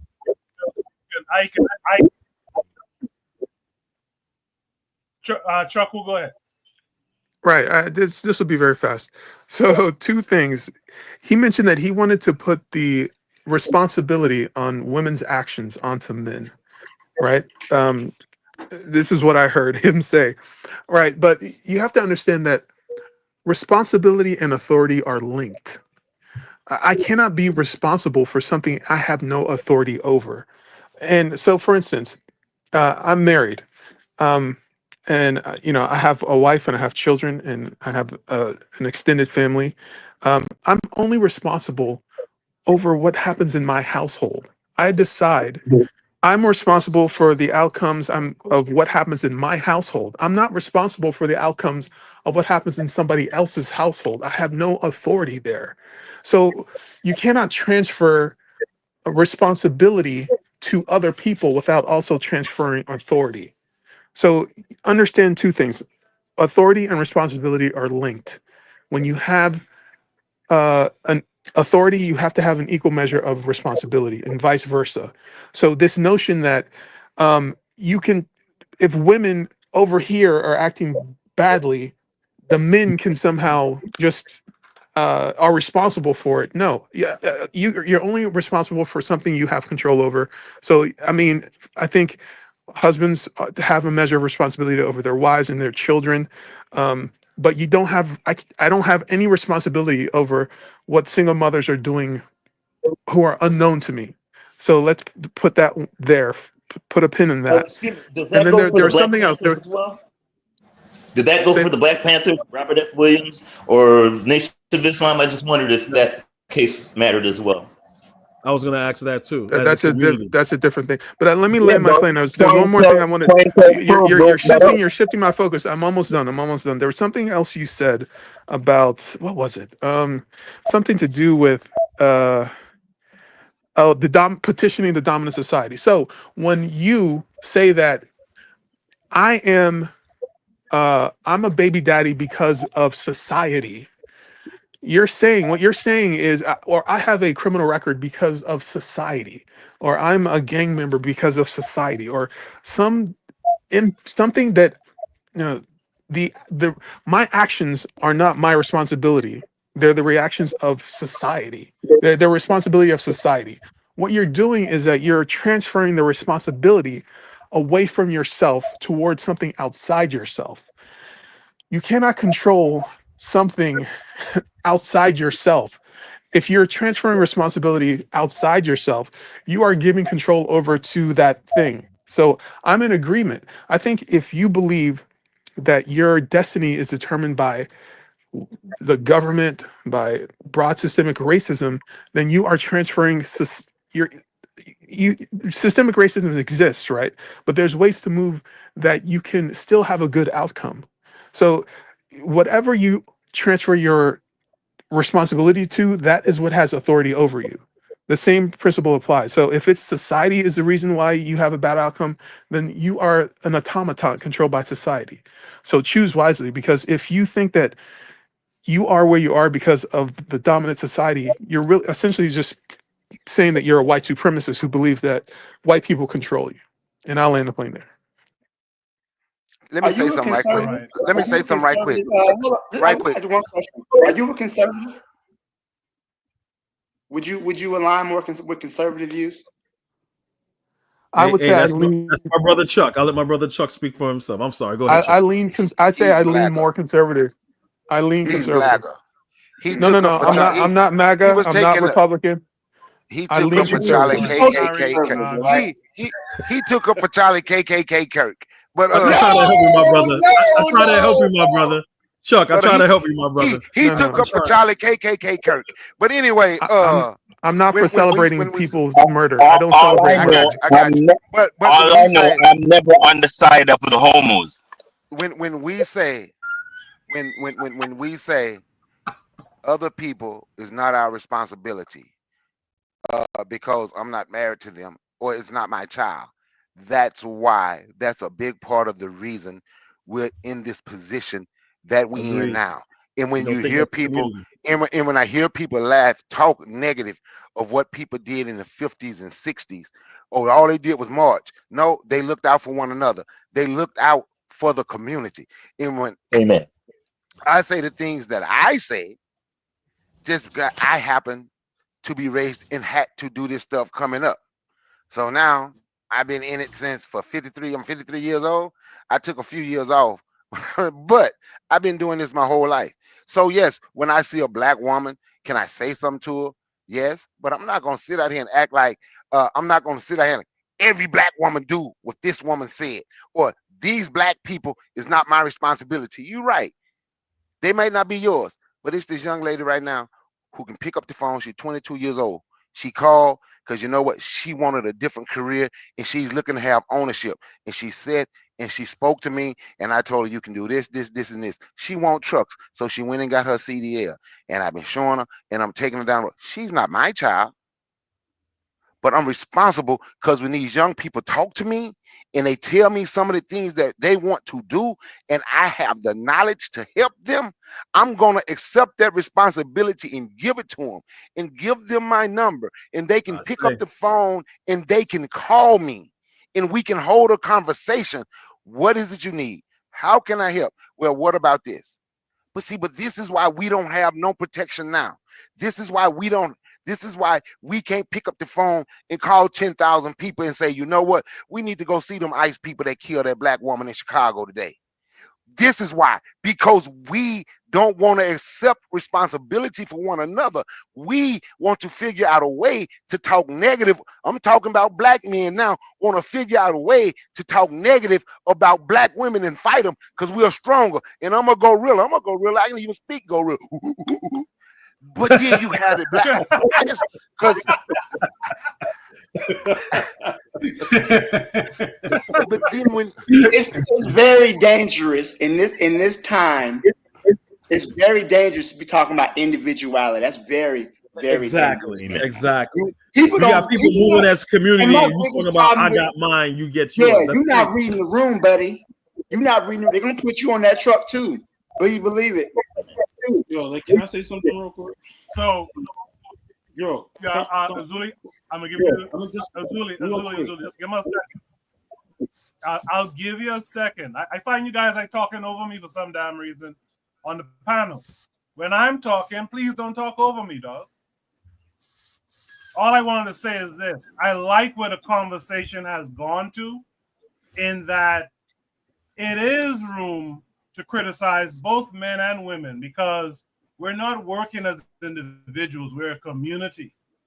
So men deserve criticism, women deserve criticism. Once it's on once it's fair, once it's not some straw man type of thing. Once it's fair. Azuli could go now. Go ahead. One thing I'm gonna say is that there's room for both. There's room for that lady to talk like this, And there's room for what Bakari's talking about. Hey, I got an M4. Yo, it's like, yo, you want to play the Martin Luther King? I'm nice. I could give you love. And this sister could come here and give you that rough love. The brother was talking about something that was important. What he was saying about the stripper thing. Yes, a lot of the music companies are the CEOs are men, but a lot of them are women too. So let's not victimize the women and act like she don't got no. There's no CEO women. There's no women working in the music industry. Let's not do that. What I think the brother was saying was this: we could all say that prostitution and sex work is bad. Yes, right? Let's say prostitution and the music and all of that is governed by predominantly men. What he's saying is that even if women could still go and protest it, the same way women protest against against the pro-life people, a group of women could walk and be like, yo, let's end stripping, let's end this, even though it's dominated by men. So people are just saying, oh, yes, the men are culpable. Thank you very much. And the whole thing. What the brother is saying is this. Yes, I get that. But where's the Million Women March against sex work? That's what he's saying. And second, what I want to say is that some people keep saying about classes. No, they got a bunch of PhD women, also like PhD men who are involved in degradation of the society. So what I'm saying is yes, Bakari, there's room for Bakari's way of thinking, and there's also room for the brother just speak and that lady. At the end of the day, we're just trying to get the neighborhood better. So, yes, to me, yeah, go talk to Bakari. He'll give you that love. But if you're not listening to the Bakari, I'm coming and telling you ain't shit. That's what I'm saying. Go ahead. Again, I'm gonna piggyback on what Black Steel said when Black Bakari. If you have such this disdain for Black women and your critique is very one-sided, you just pretty much showing that something's wrong with your mother, your grandmother, and then the women in your family. Black women alone? I just said Black men and Black women. I didn't cut you out. I'm just saying in general, for people who have that type of energy, it's very clear in my view, and it's very uneven. That's an ad hominem, but go ahead. They just drag Black women through the mud and say, hey, but Black men too. After dragging Black women through the mud, and you're saying that's an equal critique. That is not an equal critique. Now, if this woman would have like said, well, there are some, and there are segments of Black women, then I'm like, all right, okay. But she is generalizing. That's the part that gets me. She's making generalizations. She also said, I don't think anyone mentioned yet that Black women are the most unintelligent in society, the most unintelligent women in society. That's a fucking Charlie Kirk shit. So if anyone wants to agree with that and say that your mother, your grandmother is a bunch of stupid ass women, go ahead. It's America. You're free to. I know my mother ain't stupid. I know my grandmother and women in my Black women in my family ain't stupid. But if you feel free that it's constructive criticism for her to call Black women, your mother, your grandmother, stupid, feel free. And I end it right there. Stay away from me too while you're doing it. Stay over there. Yes, if my mother's acting stupid, my sister's acting stupid, my niece is acting stupid. There's a difference between acting stupid and being stupid. Call them stupid. What are you talking about? The difference between acting stupid and being so we all act stupid from time to time. But if she's giving this quote unquote constructive criticism and she's making generalizations, this fits in easily into the white narrative of Black people being inherently stupid, backwards, and dysfunctional. And she's not giving any caveat. Let me say something real quick. Go ahead. Let me say something real quick. So women slut shame other women more than men slut shame women. And there's a good reason for this. It's not because women hate themselves or because of, I don't know, whatever you guys were saying. It's because the biggest threat to a woman's relation. I'm hearing a feedback. Can somebody mute up? All right. Women's slut. Hang on. Am I having feedback? Can everybody hear me? Okay. Yeah. I can hear you, but someone. I can hear you, but I can hear the feedback. I don't know if somebody's mic is open or not. Okay, so I'll be fast. So So the women slut shame each other because the biggest threat to a woman's relationship with their husband or boyfriend is a promiscuous woman. So this is one of the reasons why women slut shame each other, and I think that we have to keep that in mind. And the older women in society have an interest in regulating the sexual competition from younger women. So it makes sense to me why, if you're a woman who's in a relationship, you are going to want to say derogatory things to the promiscuous women you see around you because you don't want them in your area. And it's dangerous. I think there is wisdom in that. You don't want this prevailing norms of this society where sexual promiscuity is there is no shame. Women can be sex workers and do all this, OnlyFans, and it's being normalized. And I think it's having a deleterious effect on the Black family and on the stability of Black culture and Black society. So I do lean conservative in that I believe in the sanctity of marriage.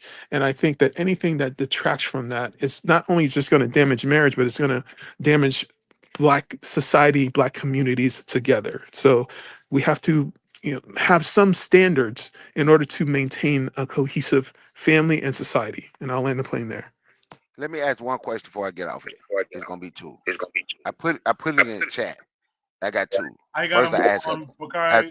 Just make it. I was just going to ask: has anybody ever hung out with a prostitute or a stripper and seen them as a person, not a prostitute or a stripper? And the reason I asked that,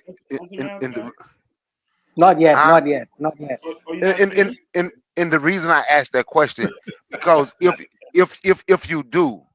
you ever did, you would be surprised at how intelligent a lot of these people. They do what they do because they know they can make money from me. And I was telling this one buddy I was with, he did investment. Yo, Bakari's at the strip club right now. That's why he's defending them. I don't do strip clubs, but I know strippers. And I used to hang, and I had a couple prostitutes I used to chill with, and people thought I was messing with them, but we were just cool.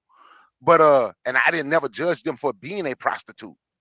Stop strip club shaming. Don't strip club shame. But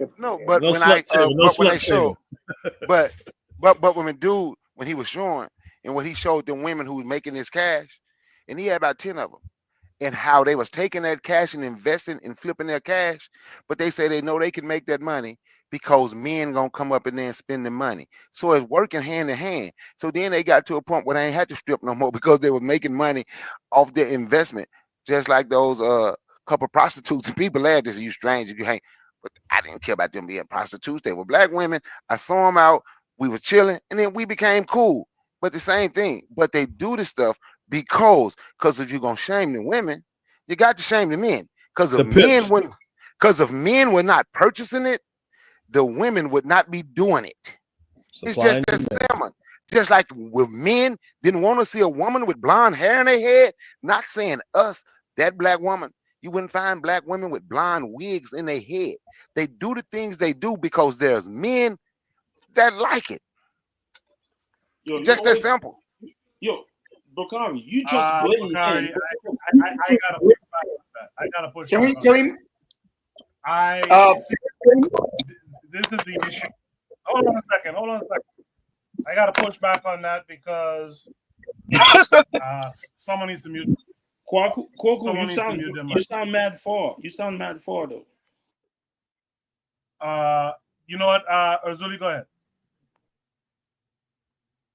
No, you back now. You sound like you was a distance away. Yeah, that's what we were saying. Go ahead, Kwaku. You were sounding mad for. That's right. Okay. Thanks for letting me know. I can't tell this computer. I have to push back a little bit. And this is a conversation for a whole other time, to be honest. But the reason why prostitution occurs, for example, is because some women or some people, because men are prostitutes too, some people recognize that there's a gap. And a lot of times the gap is really because your spouses aren't doing the things that they're willing to do. And they know this, so they fill that gap. I don't like the idea of that women don't have agency, that women can't say to the men, even if it's true that men are the ones who want blonde wigs and weaves, which I don't know how true that is. But even if that was the case, women have the agency to say, hold up, I'm rooted in my blackness, I'm rooted in my Africanness, I'm not wearing no blonde weave. You see what I'm saying? Because, you know, some people say it as a joke, but black men don't walk around wearing white men's hair. Last I checked, at least not on no big scale. So what I will say is that, and this is my advice to all of us, we should be able to have fair and honest conversations about black men and black women. And someone opened the mic again. I don't know why you're doing that, but I think we got to have fair conversations at times. Now, I don't think we got to get into the individualism because that's no good for the black community. But we should be able to have fair conversation on both sides. So I'll let Uzuli speak, and then by 10 o'clock, I'm gonna end this conversation and move on to Shoot the Breeze topic number 2 tonight. All right? Uzuli, when am I gonna address the crowd? Hold up, just real quick, bro. You could go right after me. But Corey, what we're saying is, of course, they got cool strippers. You have to be brief too. Yeah, I'm gonna be brief. Of course, there are cool prostitutes, cool strippers, cool sex workers, but in general, sex work is not good for a community. I'm not just blaming the women.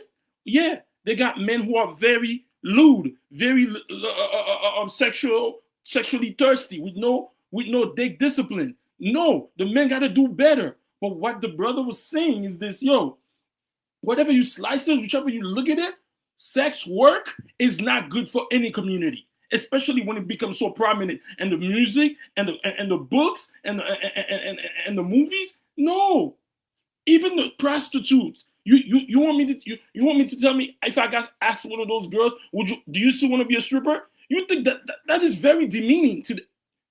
So based on what we're saying, we're not saying there's not cool people. What we're saying is that all this sex work shit that's in the black community, or not even just the black community, and in our society nowadays, it's too much. That's it.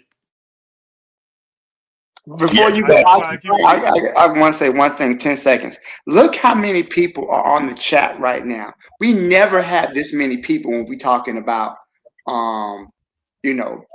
Pan-Africanism and stuff like that. But look how many people joined the panel to talk. No, it's because of me. It's because of me.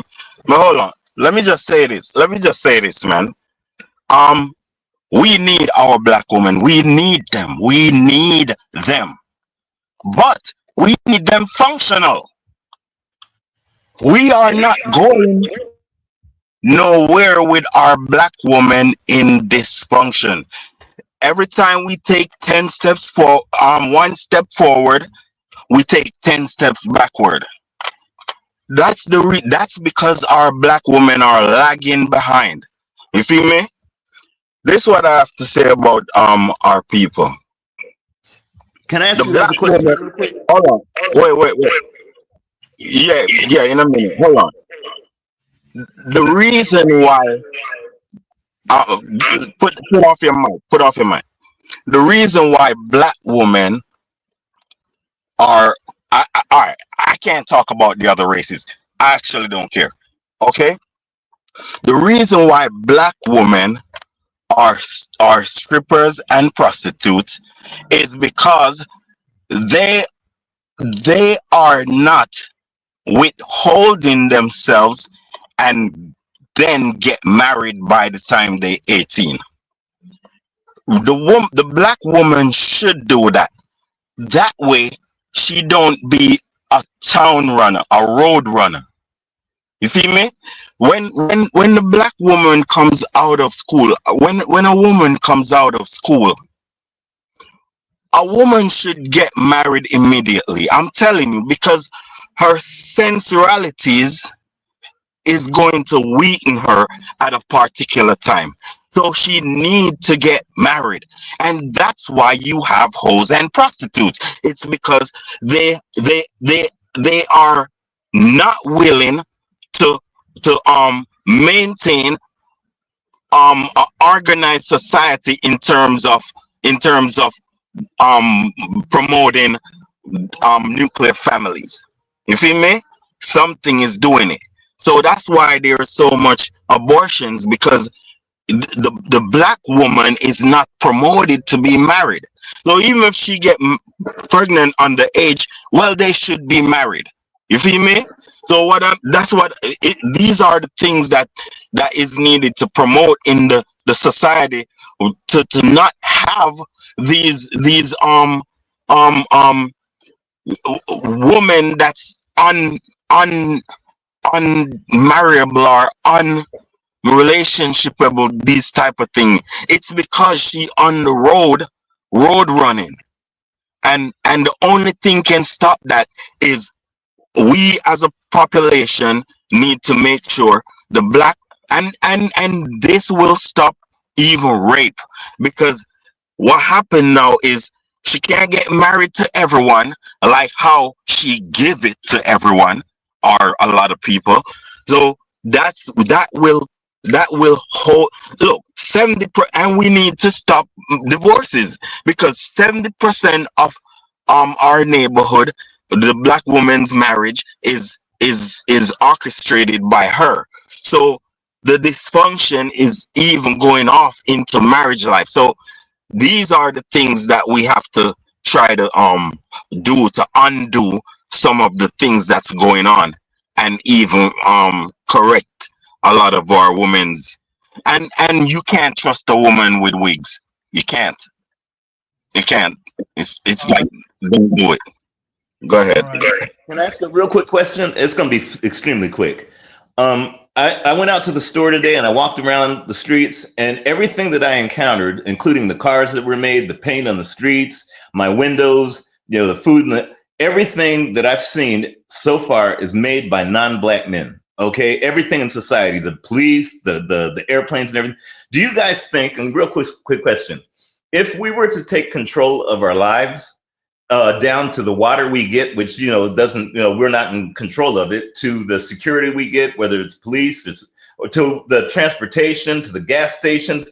If we developed our own refineries, if we developed even our own so-called internet, so we're not on YouTube and having to deal with somebody else's satellites and our own phones, so we could actually, do you think that if we took control of our lives as black males, black men, and we were to do what men do, because clearly other men had provided us the things that we're now having a conversation on. Do you think that if we took control of our destiny and the things that we should, do you think that black women would be the same as what we're describing them, or some folks are describing them right now? Or do you think that they would stay the same and we would still have this conversation, even if we took control of our lives? That wasn't a quick question at all, MG2. I could answer that real quick for you. Look, the black woman is very powerful. She has us in control since we was birthed as men. I'm not talking about the girls. I'm talking about men. She has control over us even till 10 years old. She have physical control over us, and a lot of mental control over us if the father is not injecting himself. So what I'm trying to say is, a lot of black women are miseducating the youths, and they paying less attention on boys. So what I'm trying to say is, if the black woman want to defeat us, she can. And that's what's going on, because the white man is using her to do it, and she don't know. She been captured from slavery. She been given freedom from slavery, freedom from us, but not freedom from the white man. You feel me? So she don't know. She don't know. So what she's doing is she's raising people she like, but she's not raising people for another woman to like. She's just raising people for she to like. So what happened is, we as men are are practically on the back foot when we grow up as But real men. quick, In real quick general, though. not all of us. Hold on, not me personally, but all of us. We are on the back foot because we are. She avoids Pan-Africanists. She avoids Marcus Garvey. You can't tell me she don't hear about these people. She avoid these people and avoid the teachings. She avoid things that would make us a real, genuine, upstanding man. She tried to make us eat out of the white man hand like a donkey, like a donkey. That's how you tame horses and do. You feel me? So you have to understand these dynamics in the black world, especially us as POWs. Go ahead. All right, I can. Let me just say this quickly. Please, no one come and ask the panel another question. Make a quick statement if you have to, but I want to move on to the next topic tonight. All right. So I know Chuck who asked to say something. Just make a statement or whatever, so that we can move on. All right. Right, just real quick, what the brother was describing of taking control of our own lives and destiny and the infrastructure can only happen in the context of Black nationalism. That can only happen if we control our own nation state and we create the norms of society. Living as a minority group, 14% in somebody else's society, that is not an option that's available to us. And I'll land the plane there. I appreciate your brevity there. All right, man. That was a lengthy conversation. Some of y'all remain quiet because you didn't want to get into the fray. I get it. Hopefully, you guys will speak up in this next topic. Should read topic number 2 is. And by the way, the same way you guys can hang around for the black woman versus black man thing, hang around for the rest of the topics as well. Should read topic number 2 says the revolution is epistemic. This comes with 2 links, both to Instagram. Let's yeah, my sound might be messed up, Sister Raw. I'm not certain. I'll have to try and fix this during the week. And if I can, I'll ask Jackadera to host next time. So this takes us to Instagram. I hope I have the right one. Yeah. This takes us to Instagram. I think you guys can see my screen. If not, it should come up in a minute. Okay. I'll play it and then I'll go right into the second video. So make sure pay attention. I'll go right into the second video so we can discuss it all. In a previous video, I remember I said something like the revolution is epistemic, and that's one of the ways to practice decolonialism as a response to epistemic violence. But I just want us to unpack that a little bit more. Foucault said that knowledge and power are inseparable, that those who control knowledge, I tie this with the question of how Western knowledge is considered universal, but in many African societies, our knowledge is considered local. Fanon said that one of the things that colonization did is it took away the colonized's ability to name the world, to deny people the ability to contribute to knowledge. That is epistemic violence. This is what Gayatri Spivak asked in her famous essay, Can the Subaltern Speak? And the answer leans more to that already silence them. Their voices become unheard, distorted, or even, you guessed it, appropriated. Ngugi wa Thiong'o's version of epistemic violence was what he called the cultural bomb. And for him, it was in language. The imposition of English, French, Portuguese as the languages of literature, of education, politics. It meant that African peoples could only see themselves through borrowed words. And that was his reasoning for going back to writing in his mother tongue Gikuyu and only having his works later translated to English. Fanon also went further.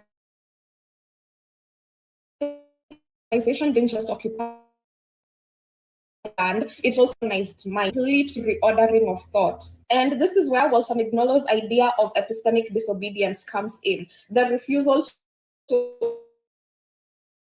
only think within colonial frames. It's not about asking for a seat at the table, but completely flipping the table over, something I think Fanon would love. So when we say epistemic disobedience or epistemic violence, we're saying it's not just about what we know, but also how do we know what we know? It's about challenging reality. It's about asking, whose knowledge is this? Where does this knowledge come from? And tying into my previous videos, it's also why I think exploring African time and African temporalities matters.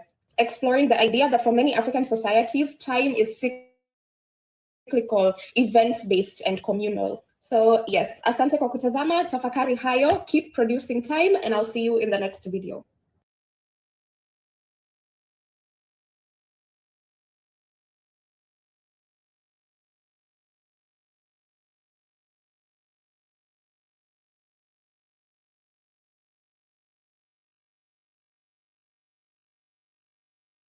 You guys say it keeps cutting out. Yeah, my computer's slowed down. Here's what I'll do. Jacket, are you still here, right?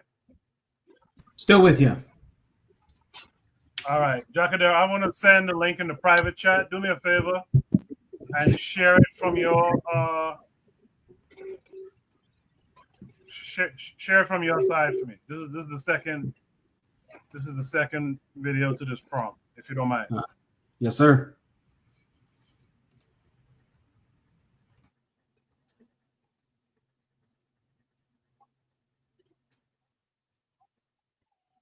Please stand by.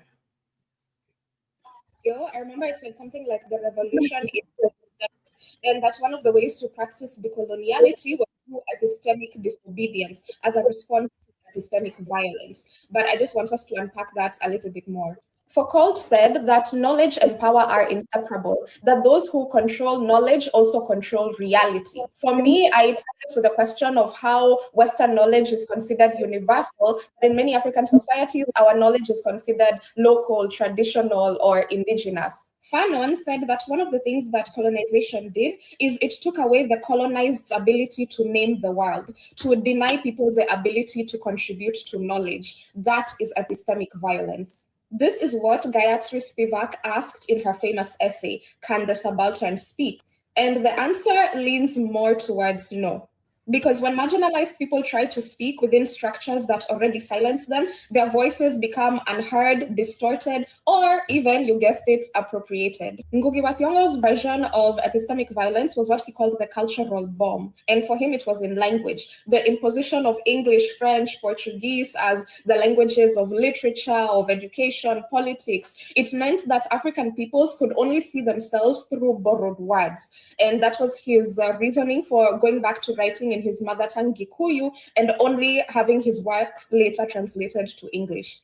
Fanon also went further by saying colonization didn't just occupy land, it also occupied the colonized mind to see themselves through the colonizer's gaze. So for Fanon, decolonization wasn't just about political independence, but it had to be a complete reordering of thoughts. And this is where Walter Mignolo's idea of epistemic disobedience comes in, the refusal to only think within colonial frames. It's not about asking for a seat at the table, but completely flipping the table over, something I think Fanon would love. So when we say epistemic disobedience or epistemic violence, we're saying it's not just about what we know, but also how do we know what we know? It's about challenging reality. It's about asking, whose knowledge is this? Where does this knowledge come from? And tying into my previous videos, it's also why I think exploring African time and African temporalities matters. Exploring the idea that for many African societies, time is cyclical, event-based, and communal. So yes, asante kwa kutazama, tafakari hayo, keep producing time, and I'll see you in the next video. That's weird. That seemed like it was the exact same video as the first one, which is kind of strange because of anyway.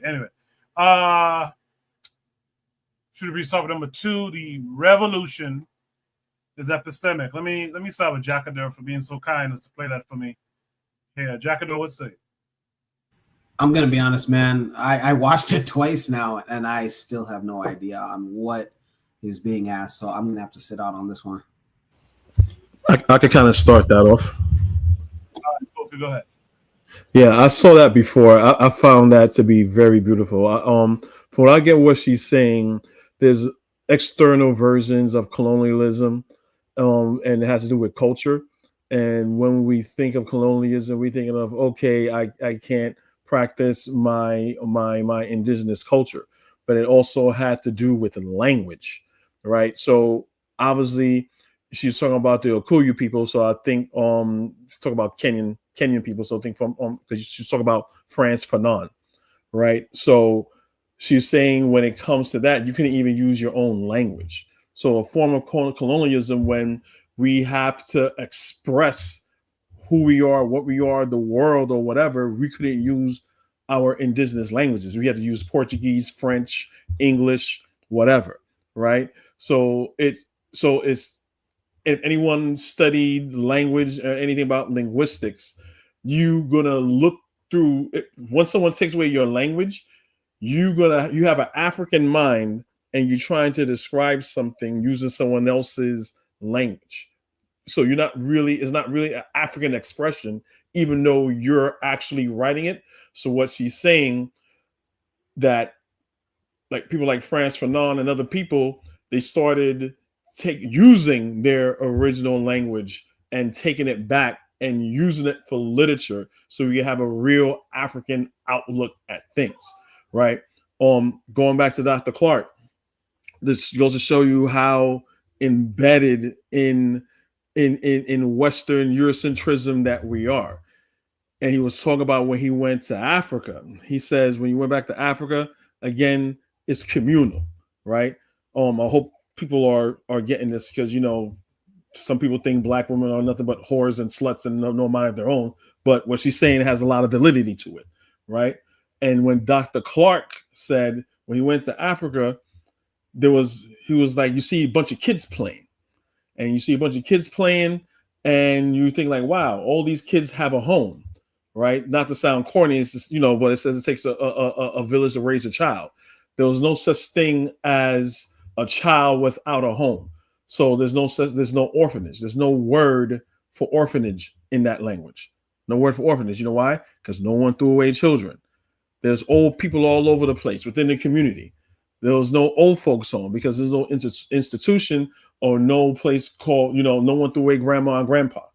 So once you start using your own language again to write about yourself, your people, your experience, and how you see the world, it has significant meaning to it. And you're really expressing who you are and your people culturally, how you see it, instead of using other languages. And how she put it, I saw that a little while ago.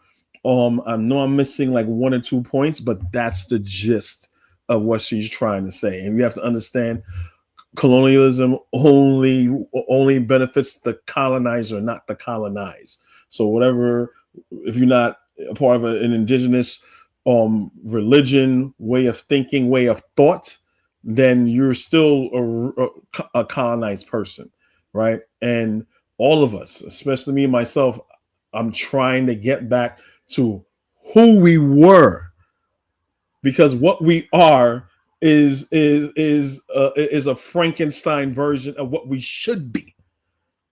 We don't have a full-on African mind of who we are. And once we get there, right, Africa herself and her people have their own little issues to deal with. But us in the diaspora, we trying to get our African minds back. And even on the continent, some of us don't even have our African minds because, again, like the sister said, you have a lot of white people that came there that colonized us. And it's pretty much they just waged terrorism on our physical body, our spiritual mind, as well as our language. And that's pretty much it. I'll yield the mic. Appreciate that. I haven't heard from Buana in a minute. Buana, what say you? Yeah, I hate to deal with these topics, especially on a Saturday night when they drink in. But let me say,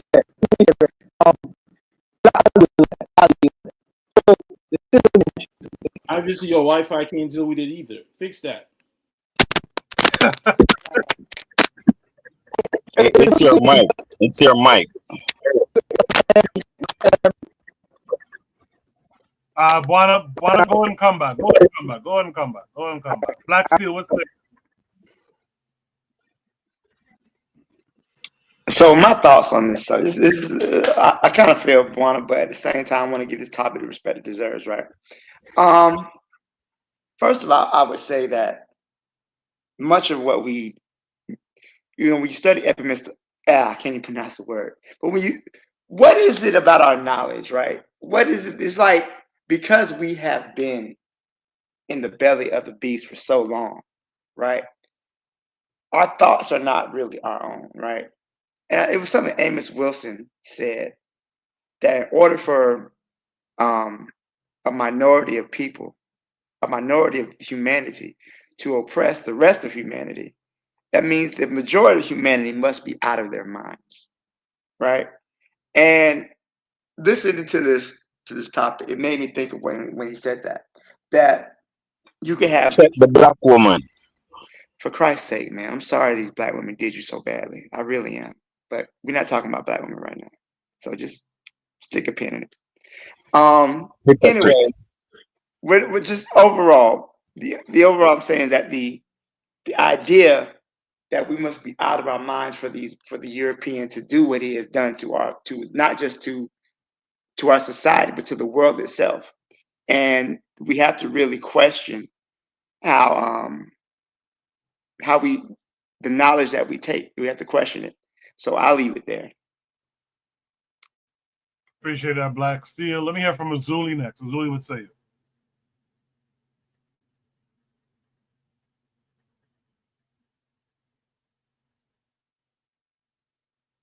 Looks like Azuli's Wi-Fi ain't no good either. Chuckle, what say you? Yes. So it is kind of confusing what she's saying. I think I understand the concept. She's talking about decolonizing your mind and the ability to see yourself and the world through your own eyes and not the eyes of the colonizer, ultimately. But it's ironic that, okay, all of us in this room are right now speaking English, and most of us are living in the West. So I think there's a tension between adapting to the environment that you're living in and expressing your authentic self and identity. I think this is what I think this has something to do with what she's saying. But my good brother Kofi said something interesting. He said the quote about what was it? It takes a village to raise a child, and that is true. But when you study that in context, I'm Igbo. I was born in Nigeria.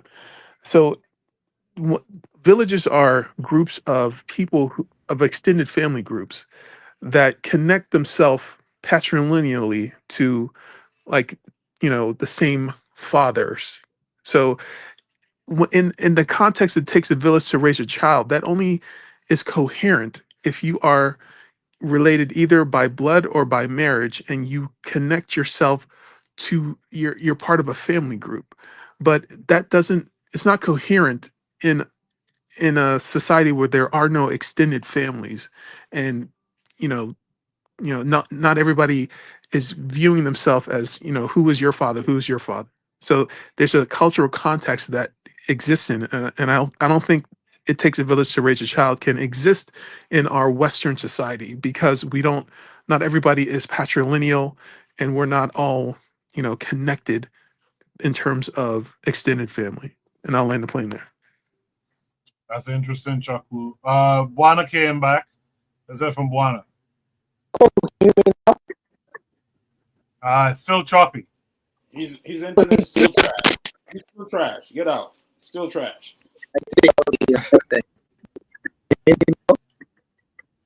Nah, it's still choppy. Still choppy, man. Black woman's in charge of your Wi-Fi, man. Get it right. Get it right.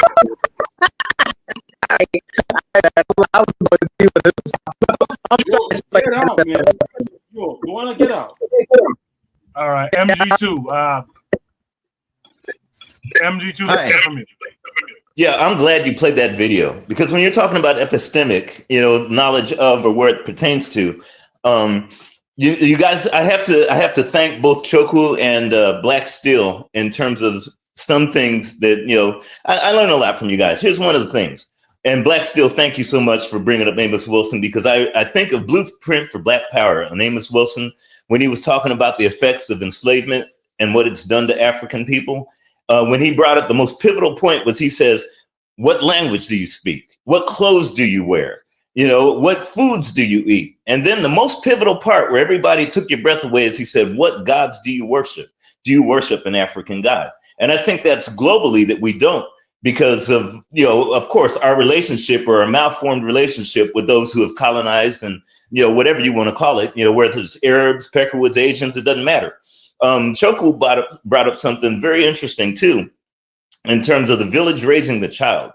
Okay, and I'm glad that, you know, because my mom always, and he used the term culture, and I love that because a lot of times using these European terms, and as well as Choku said, look, we're speaking English. If you don't know the effects of this epistemic situation, why are we speaking someone else's language? Of course, you know what?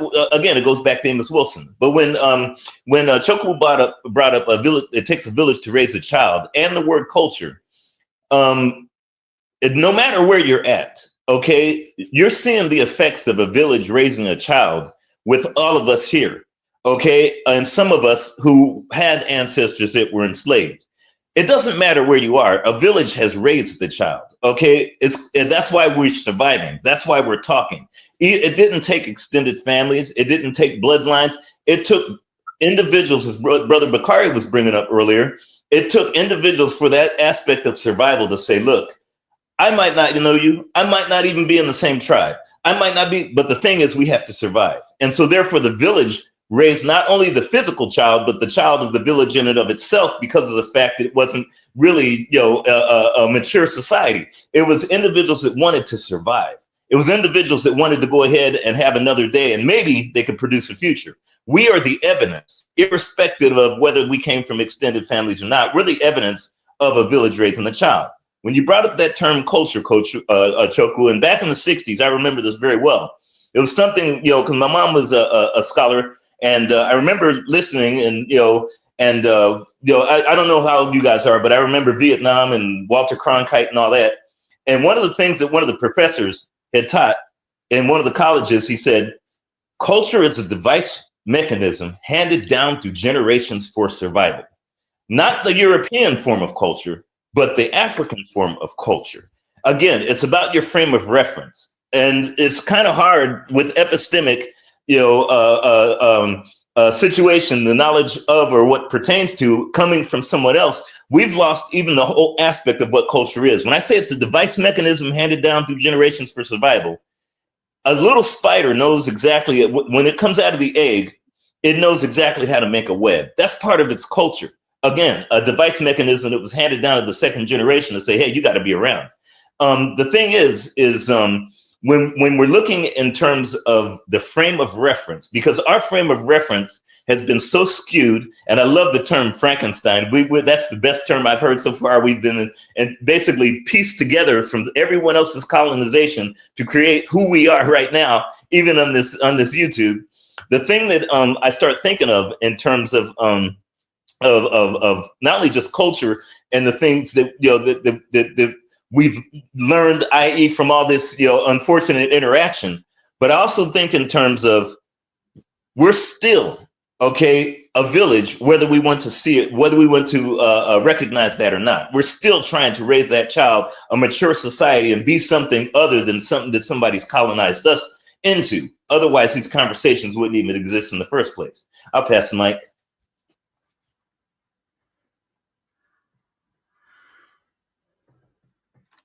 Can I respond to this one aspect really quickly?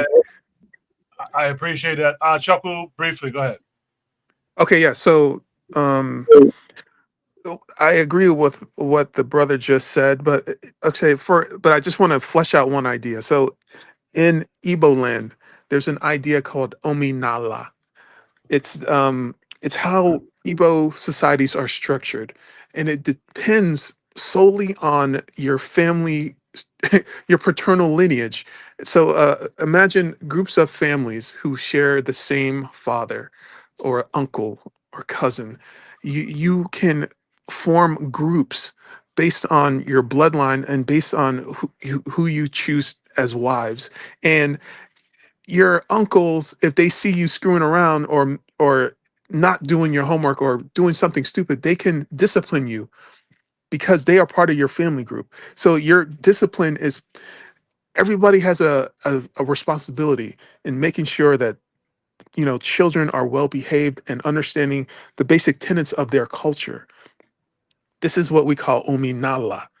And in this context, it does take a village to raise a child, but I don't see how we can do that in the West, where not only are we separated by different, you know, social groups, but not everybody sees themselves as being connected in that way. So I think when you're talking about a tribe, you're talking about relatives, people who you see, people who you go to their weddings and funerals, people who are there, you know, who are there for each other. But it's hard to extend that over the internet and over millions of people who never, you know, see each other face to face. That's all I wanted to say. Go ahead. What what you're saying is true, but at the same time, I'm almost 50, right? I'm from Guyana, right? And I'm pretty sure Black Americans could attest to what I'm about to say. Not all family that we consider family is blood related. Your neighbor could be your family. So we all know the story. If your neighbor, my aunt is telling me this story. If your neighbors see you do like 2-3 doors down, no, you're not supposed to doing something, she'll whip your ass. You get 3 ass whippings on your way home, and your mama will whip your ass. That's a village raising a child. They say, "Oh, what was she getting whooped for?" I saw her doing this. I saw her doing that. I hear Black Americans the same story. So it's more of it's a community. Your community doesn't necessarily have to be your blood family. And that's pretty much it I wanted to say. Real quick, I just want to, can I thank you for that? Because I came from, like I said, the 60s, and I can tell you guys how many spankings I got from neighbors because of things that I did. So I just wanted to put that out there. We had a village way before, most of you guys are too young to know this, but we had a village back then. If you made a mistake, you got beat. Yeah, Brother Bakari mentioned in the South, he mentioned in the chat that they lived as a community as well. I know Zulia is here. Zulia, are you ready to respond to topic number 2? Yeah. I'm going from a different. I understand what the ladies. I think I understand. This is my perspective on it. Is that revolution is epistemic because most of us don't control knowledge. We don't control biblical knowledge. We don't control science knowledge. We don't control science knowledge. If I ask everybody on this panel, how did our religious knowledge? What? Our religious knowledge. Oh, religious knowledge. Yeah. If I ask anybody here on this, how life started, they're gonna give me what they learned in school. And who are the teachers? Who was the predominant teacher of their science? We all know who the curriculum. If I ask you who Jesus or who this is, y'all gonna tell me who this. So if I ask you what do you call a lion in your language, you can't tell me. So we are very colonized. Very colonized. If I ask you, what do you call this donkey? Most of us, I don't know, the brother who said he's from Africa, maybe there's a different name for them. Maybe they're closer to their languages than we are. But in the Caribbean and in America, all of our language, the only thing I think, even, for example, even our language, they use it against us. I think I've mentioned this plenty of time before when I used to come here every Saturday. The word zombie now is used as a degraded word. But when you look back, zombie is a word that used to mean a snake god, meaning that it's just like the chakras. But what we do, we use it against us. The same word Same thing with Jumbi. Same thing with Jumbi. I know Jumbi is a deity that protects you, but we demonized it. So we demonize a lot of our stuff. It's just like there's another word I forgot. There's another word that we use. A lot of word we don't have. Even there's certain words, the knowledge. Voodoo. I know voodoo, for example. All of that. For example, I know I had a conversation with, especially this guy Bakari. That's why his internet is not working. When I asked him, He want to talk about evolution, or evolution is this, and that. Who taught you that? What did your ancestors tell you? How did we come to Earth? We don't know. Everything we've been taught, everything. And I'm going to say this because I'm Haitian. My father told me a lot of the Haitian history, you know who that was written by? The Catholics wrote some of the history of the Haitian history. When Dessalines was there, Dessalines said no foreigner could own land in Haiti. Guess what they did? They came in, they switched the whole constitution. All of our Caribbean and African countries talk about, oh yeah, we're celebrating Independence Day. Nah, son. If we keep it in the buck, you was giving it.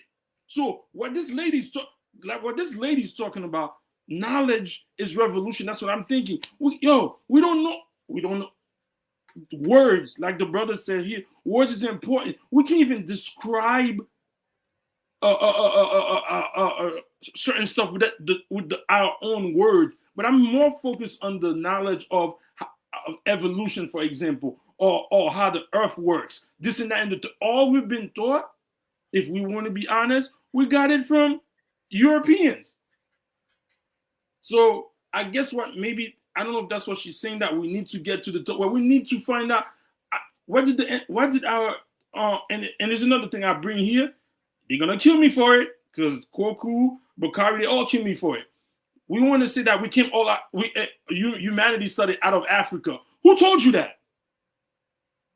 Who told you that? Is that question rhetorical? That's a rhetorical question. No, it could be a rhetorical question. You could take it as I can answer it. No. What I'm saying is this: is that a lot of I think what this young lady is talking, we need to find out our knowledge from our mother's tongue and the father's tongue, because a lot of the knowledge they're giving us, for example, a lot of knowledge that we have learned is from the same people that we are claiming that hates us. So how could you be a student of the people, quote unquote, that you say that hates you, and you learn from them, and then you say, yeah, the Big Bang Theory, we came from, we was monkeys, and then we became human. Can I ask you a question? I didn't get my plan, but you could go, bro. I'm good. Well, I know I'm gonna side. Koku, I don't know if I can ask some questions. I don't want to sidebar your show. I mean, hold that thought. Let me get, because I have a few people who's new on the panel. I still got Icon Fire to get to. In fact, let me go to Icon Fire now, and then Joe say you'll go after Icon. Yeah, thank you, man. Respect to Josie. Hey, let me answer your question quickly. I like the young lady. She's just trying to it's very impressive for her to, as a woman, to refer to those quality books. You feel me? Frank Fanon, a black hero. You feel me? And I want to say much love to Queen Ashada Shakur, as a real black woman who stand up for black men. You feel me? And gave her life for black men. You feel me? Okay. What she's taught, what that girl is read, is she's saying that actually we should not trust anything that we're doing. Is that everything that we're doing right now, all of it, or everything that we have known, all of it need to be put aside and be thoroughly analyzed.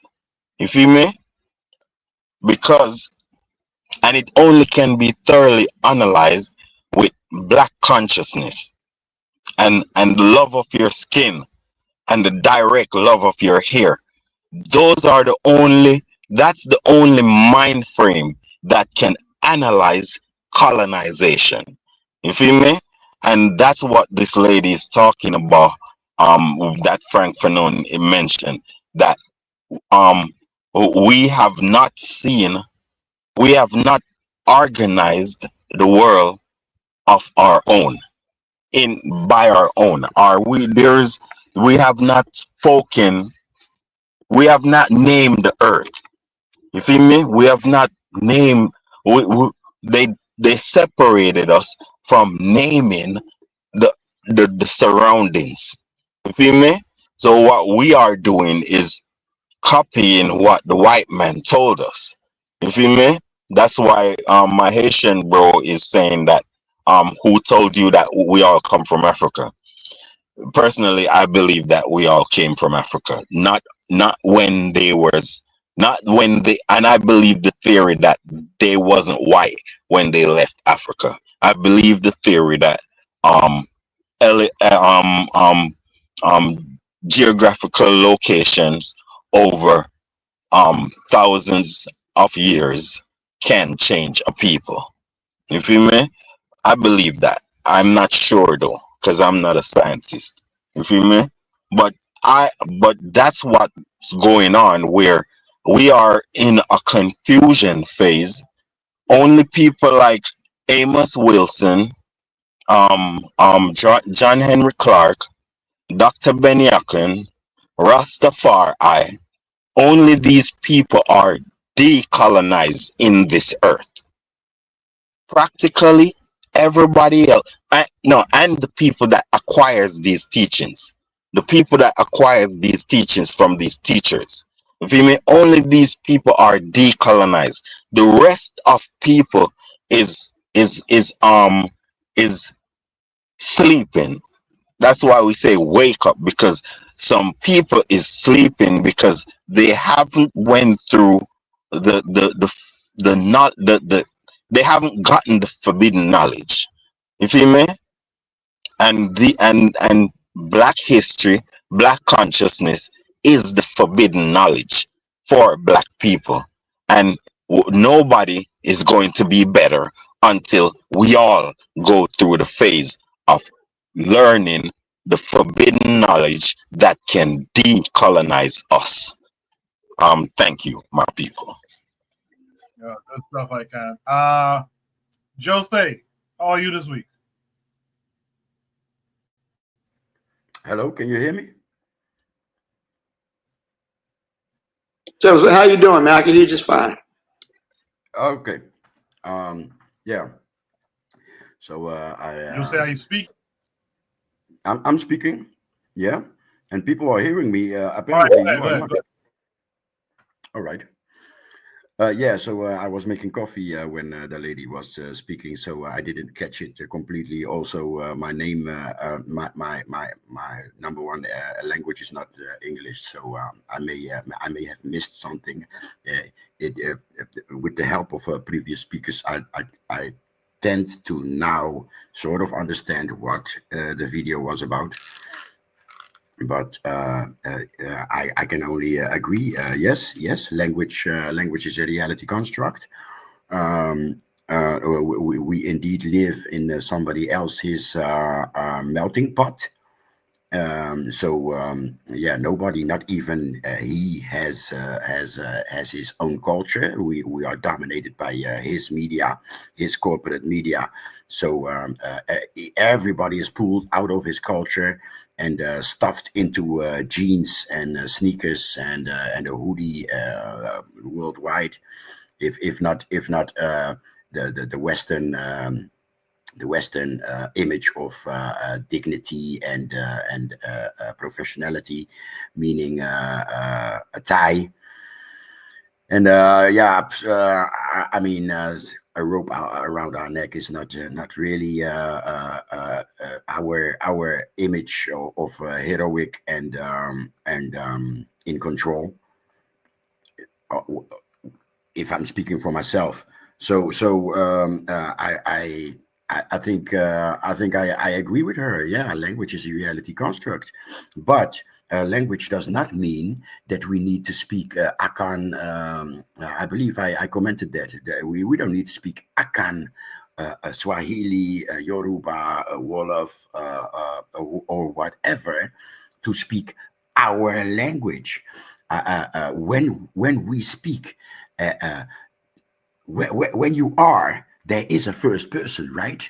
So when we live in the West and when we speak, who is the first person? That's what's important. So if your first person is in control, if your first person is aware of the words that leave your mouth, in other words, if you are aware, if you are conscious, then you will automatically speak the right language.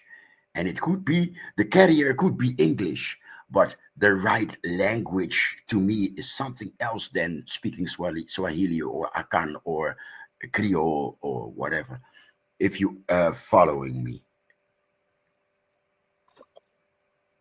Yeah, you're right. 1 second, my people.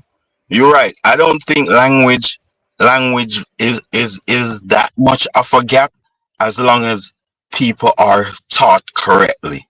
You feel me? You can say black consciousness in Tree or Afghan.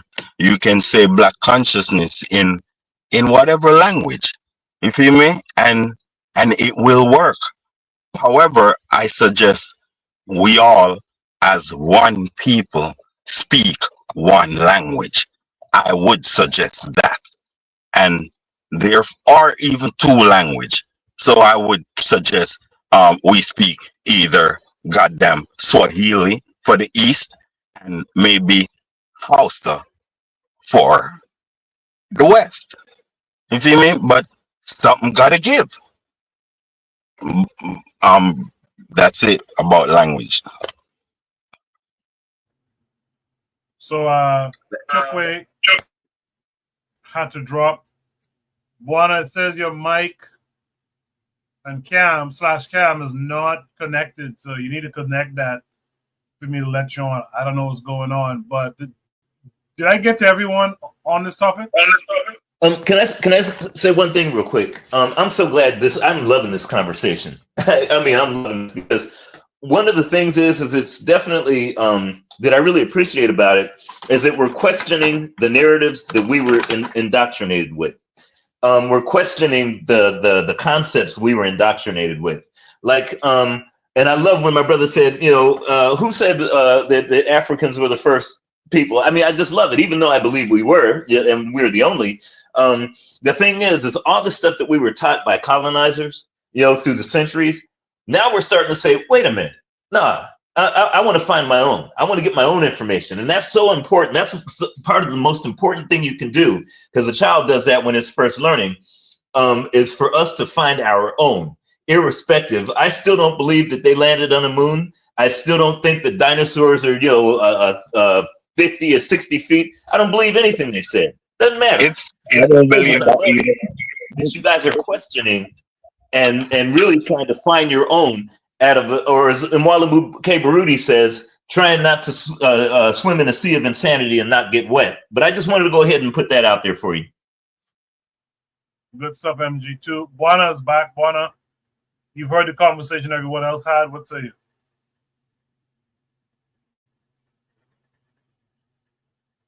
Buana's back, but now he's internet.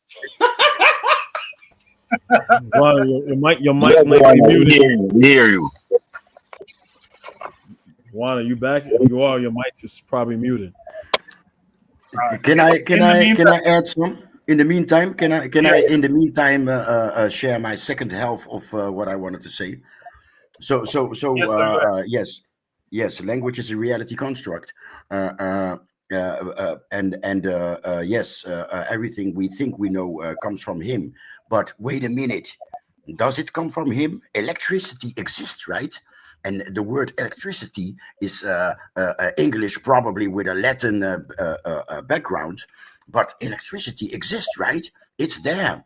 So when we speak, let it be with awareness. This ape, when he arrived at our shores, he arrived us and our civilization and our science, right? But he refused to name it from the angle that we named it and viewed it and spoke about it and shared, right? So now we are in his angle. But the science is still the same. The planets are round. This planet is a ball. Cold is cold. Warm is warm. right? Even if I speak it in English, it's correct. Cold is cold, warm is warm. So where I am on is not in particularly speak our language, because when we speak our language, there will be a village and a clan, right? There's things that were mentioned before in this conversation. So the village grows the child, or you call it a clan, right? So the clan will see it from another angle. So as long as if and with that I mean, if you speak Swahili, eventually there will be clans. If the whole continent speaks Swahili, but in the north it's desert, in the middle it's rainforest, and in the south it's again dry. You just know that in 1,000 years those three regions will speak the same language, but not the same language, because on a daily basis they will have other subjects. They will touch other subjects. So it's not in particularly the language. It's not it. When I hear us speak about this subject, I don't think of Swahili, but I think of what people call on code. If we respect, if we speak of science from the African perspective, we are not speaking of what we learned from him. Yes, I was born in 69, and electricity was already defined worldwide with the word electricity. So I was born into the word electricity, but I can still talk in Swahili, use the word electricity, and everybody that participates in the conversation knows what I'm talking about. So the knowledge will always be there. It's not that because we use European words that it's something else.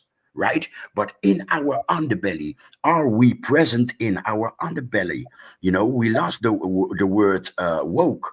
Aware. Are we aware of what but we the speak? lady, what the lady, When we speak, are we present in our head when we hear our own voice? That's my concern about language, and when we talk to each other or communicate with each other. Are we there when we communicate with each other? It doesn't matter what language we use. I want to disagree. Hold on, real quick. I disagree with what you're saying, bro. This is what I was saying, Josie. What I was saying is this: you talking about the planets around? Who told you the planets were round? Show me in your ancestors' book that they were talking about Jupiter, Venus, and all of that. This no, is no, exactly. no, This no, is exactly. You can look up at the sky May I and react? observe May I and react? see that the planets are round, bro. No, Come no, on, man. guys. Stop looking at ancient aliens on History Channel. We could Hold look up on. in the sky Oh my God, and you could visually see Venus. You can see No, Saturn. you can't. No, you can't. That's what Yes, they you told can. you it was. No, but Hold on, hold on. May I react? They May told you I what the react? ancestors say. hold on, The hold on, planets hold on. are under You them see, too. hold May I on, react, please? hold on, May bro. I react? May I react One because time, he one at a reacted time, on one at a me. time. He reacted One at on a me. time. May I react? May I react? He Yeah, reacted on me. Joseph, no. Jose, Yes, may I? Okay, so I can wait for this what? Jose. Jose, speak on it. Okay, okay. So what Ozuli is doing is exactly what I mean. Science is still there. What Ozuli, what you are doing is you are now in his space. This discussion about a flat Earth or a round Earth, you are in his space. You with your mind, you are not here in this conversation. This is exactly what I mean. So Ozuli, thank you for demonstrating what can go wrong. And we don't have to get mad. We don't have to get mad. Listen this now. You feel me? All right. This is what I have to say. Right? We need to. We No, no, I can. You just cut a man off from talking. Let the man finish his thought, and then you can say your part. Jose, are you done your thought? I was almost. Uzuli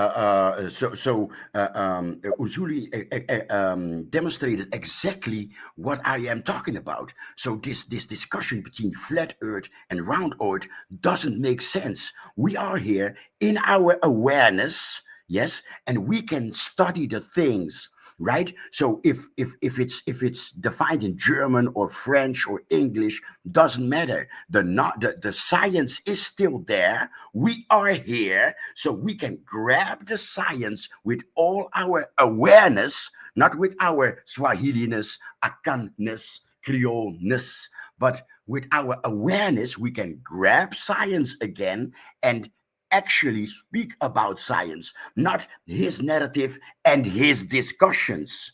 You understand? So, Urzuli, thank you for demonstrating of what I understand about speaking our language. So, even if we were speaking Swahili, you could stop this conversation with that flat earth, round earth conversation. And in Swahili, it would still be a European problem.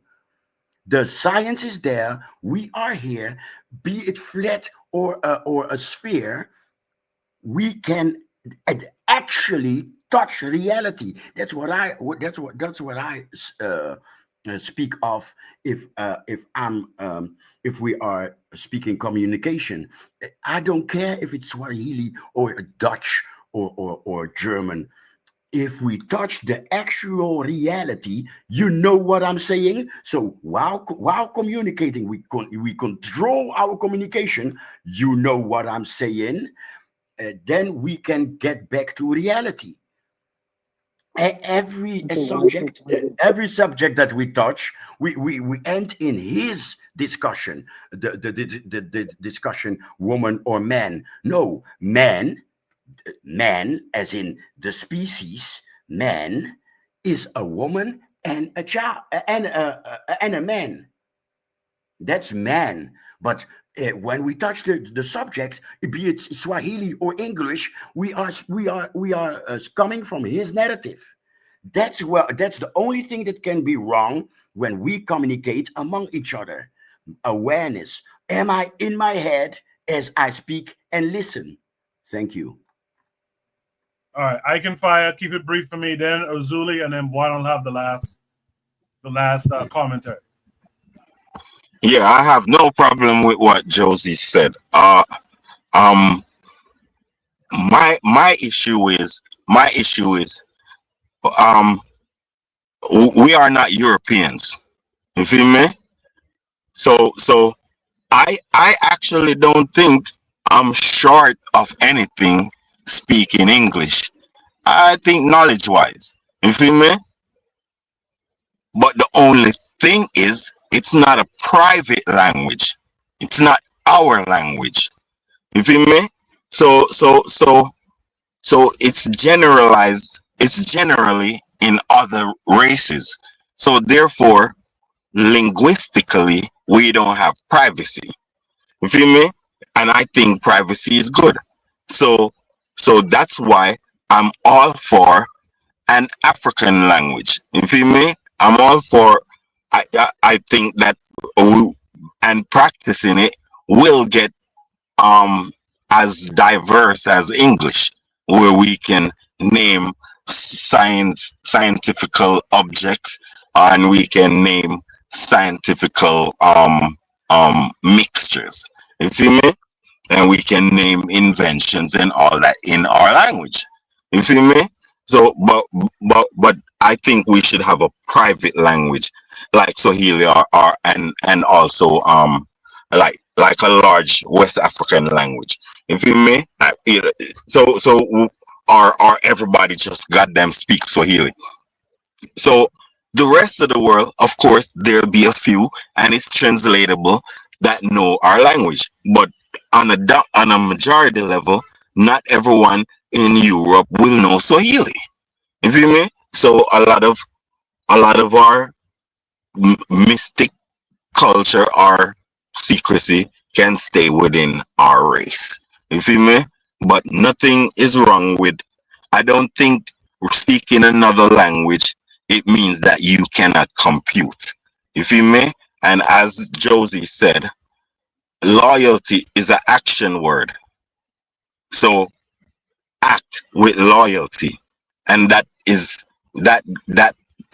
goes beyond all languages. You feel me? love your black skin and your black hair, and that goes above all languages. You feel me? So that's my view on that. Appreciate that. I can Razuli, I'll let you respond, and then Buana, you take it. What I'm saying is this. Again, every time I come on this, it seems to me that people cannot grasp what I'm saying, but whatever.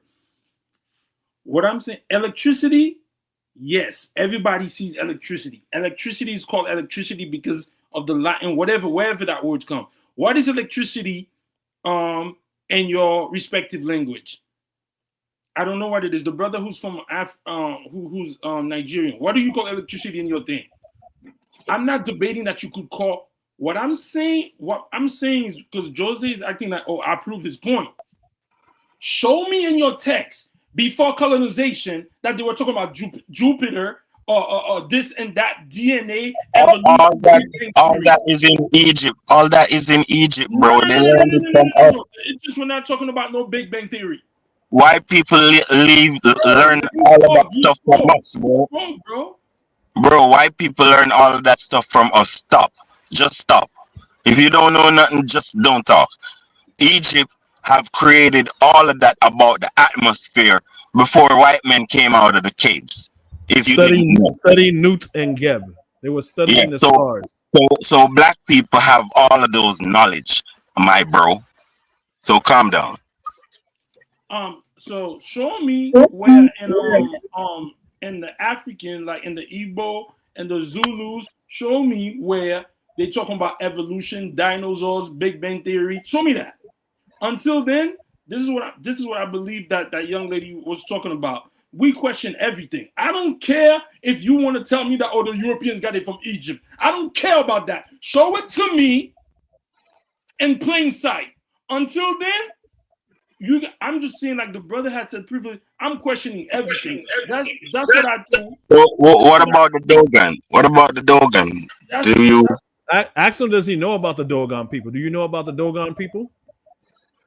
The Dogon said the earth was rotating. Okay, you don't know about the Dogon people. No, the Dogon people that studied. Hold on. Who told you the Dogon say that? Did you speak with the Dogon? Okay, what's the Dogon? The Dogon, bro, hold on. The Dogon people are African people that saw a star. Bro, you don't have to educate me on that. I know who. He knows. Did you know about the Dogon? Who told you about the Dogon? Why does the people? It's white people. White people. It makes sense. Bro, no, let it go. Let it go. Let it go.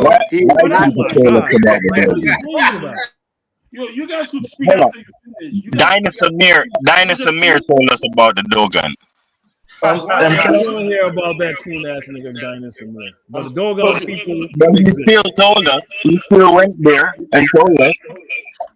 And drifted money out of people. Yeah, whatever. Can I interject real quick? I love Erzuli's way of thinking. I love that.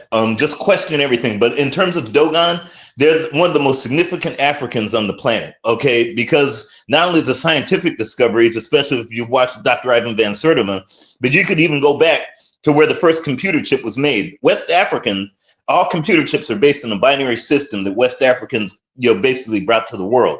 We're talking Dogon. You still see it in Nigeria in the game of Mancala. I play Mancala a lot in Ghana, Nigeria, Senegal, and that's basically how all computer chips were based on what they call gate logic. So that came from a Dogon aspect of the, when Africans do divination, it's what, which is real big in West Africa.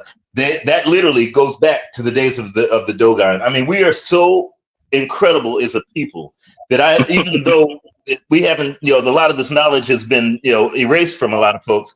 If you go back and you look at this, I love Erzuli's way of thinking. Question what everybody else was telling us. When you start to go ahead and see exactly the depths, whether it's the Ishango bone or the Lumumbo bone, the world's first calculators, it's going to blow your mind in terms of all the things that we were indoctrinated or taught or whatever. It goes out the window when you start to see. That's why I say we're an incredible people. Anyways, I'm going to go ahead and pass the mic. Anyway, my bro. My Haitian bro. Can I have the mic back? Oh. 1 second to my Haitian bro. Study black people who study Africa. Listen to those people. I don't really listen to white people. I listen to my black historians, and I have full confidence in the ancient black historian, not the new ones, not the native ones.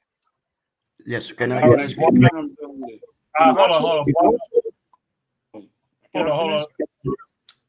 Hold on, Azuli. I'm going to end it after this topic. I want Buana to give his piece, and then I'll ask for last thoughts, and you could do that. Buana, if you can speak. One, two. Can you hear me? Yes, sir. Go ahead. Good. Good. Yeah, that white woman fixed it for you. That's good. We can hear you. Yeah, all y'all jump for that meeting. I got something for everyone who's been trolling me tonight. Needless to say, let me answer provide triggers, because provide triggers created this prompt specifically for something that I said. So I really want to address her to clear up some things that I had to basically say on this topic. So the sister in this prompt, she mentioned two philosophers. She mentioned Foucault, which is a homosexual Frenchman. I ain't gonna go there. He's a French philosopher. And she mentioned Franz Fanon, which was a Martinican philosopher. Now, the first thing I would say is this: a revolutionary person from France and a revolutionary person from the Caribbean, they have a big difference in how they see a revolutionary. Two different. A vast difference. So when Franz Fanon talk about a revolutionary mindset, and Foucault talk about a revolutionary mindset, understand first that they talk about two different things. My grudge with Franz Fanon, even though I like Franz Fanon, when Franz Fanon and a lot of the philosophers and speakers talk, they talk about what's wrong with the reality. And I have no problem with that. But they don't never talk about the alternative to that reality. You know, you have to provide, when you take the rug from someone's feet, you must have something to replace that with. Because if you don't have something to replace that with, you're going to create a void. And if where there's a void, someone will come along and fill that void, whether it's by another westernized philosophy or some craziness. So you have to have some grounding of how you replace that void. Now, they talk about language. Language is important, very important. I study 2 different languages outside of the language that I currently speak. Okay? And when you learn language, you learn that there's a culture. Spanish and French besides English. I trying to study up on African languages right now with Twi, but that's a whole other Twi ain't really that difficult. Let me don't get into that. But let me say this. Yes, you could talk about languages and speak it in your cultural native language, but how do you address the people where their language has been taken away from them? I am from the Caribbean. My mother tongue was taken away from me. Franz Fanon in the same way. We deal with our own little colloquialisms. And with all the French philosophy, white mask, blackface, or whatever, right? Franz Fanon never wrote that book in his local Creole language. Just like how you have the Jamaicans have their own books where they have their own language, where they have their own parochial language inside of it, because the rank and file so-called educated person may not understand certain things in certain ways. How we express the English language and the meaning of it is completely different sometimes from the Europeans. The Americans say, that's bad, man, that's bad. But the meaning of bad in our colloquial term is completely different from how they mean bad. You understand what I mean? So language is important, but how you derive meaning from that language also is important too. So you have to speak to the people who you actually talking to. Are you talking to? And you have to speak to them in a way where they can understand you. In Jamaica, they use the term, and let me also say this. there are some words in the English language, or what we use in English terms, that some expressions that we have, it go outside of the English language because it's like it's undefinable. It's expressing an African sentiment. But you can't express it in an English way. Like how the Jamaicans say, "Bomba clad." You know what I mean? That's not an English term. We say in the Bahamas, "Belmota sick." You know why we say that? Because there are some expressions in the English language that we can't express. We can't really express until we have to express it outside of the English language because we are African people. So we express it in an African sentiment. It goes outside of the English language because it don't necessarily have that English meaning. You know what I mean? So I personally think that when you are trying, first of all, when you are trying to use this term revolutionary in terms of that and taken away, you must replace it with something. That's first and foremost. The second thing is, if you say you want to speak to your people and get them to understand your people, you have to speak to your people where they are. And I am asking the people like France and on them, where's the Creole, the Martinique Creole, white mask and black faces? Because I don't see that. Because you ain't speaking to me, you're speaking to the French. So I just want to be very, very clear. Very, very clear when I say that. I hope I was clear provide triggers in trying to explain what you were trying to do with that prompt. That's all I gotta say. Your brothers the roll. Any last thoughts on this prompt before we close? Before we go to shout outs tonight? Yes. Yeah, I have something to say. All right, Uzuli then Joseph. This is the funny thing. If I told you, if I told you that my aunt used to, at midnight, she used to fly, turn into a eagle and fly every night in Haiti, y'all tell me I'm bullshitting. Y'all tell me that's bullshit. Y'all tell me that's impossible. This is what black science is. Voodoo is what black science is. But all y'all people on here will tell me, "Oh, prove it. That's not you. How could you do that?" Y'all don't know shit about science. All the science you know is what the people that you claim oppress you taught you. If I tell you that my grandma used to go from Brooklyn to California in 30 minutes without plane, without thing, you tell me I'm bullshitting. But now y'all want to talk to me about science. That's all I have to say. I think what you're doing, like, and I'm from the Caribbean, but I wasn't born there. But I have a Guyanese friend that grew up there and a Jamaican that grew up there. What Zulu is talking about is stories similar to that. I see my uncle fly the other one night in a full moon night. The man just take off. I'm like, what the hell? We all have stories like that. But I think what you're confusing is you got to understand science is the tool and mechanism of understanding the natural world. What you're talking about is the unnatural world. You know what I'm saying? You're talking about a whole other realm. It could be parallel to science. You know what I'm saying? Because what you're talking about is mysticism, not necessarily science. That's all I have to say. Brother, let me ask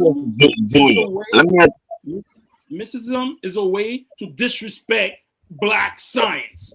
When yeah. you say I'm not gonna fight you on that, but I'm just saying that it's two different disciplines. Like they could be parallel to each other, but at the end of the day, because for lack of a better term, without going off other places, because I do believe I'm not gonna say what you're saying is bullshit at all. Hell no, because too much of us have these stories. Too much of us have these stories. So I'm not gonna write that off. But all I'm gonna say is that you have that, and then you have science. That's all that I'm saying. Yeah. Can I say something, Mr. Host? Yeah, but I I need you to stop talking over people. Just wait your time, then interject. But go ahead. Yeah. Thank you. Zulu. We are black conscious people for the most part on this panel. Of course, we know about voodoo and we know about that type of science. You feel me? And it is science.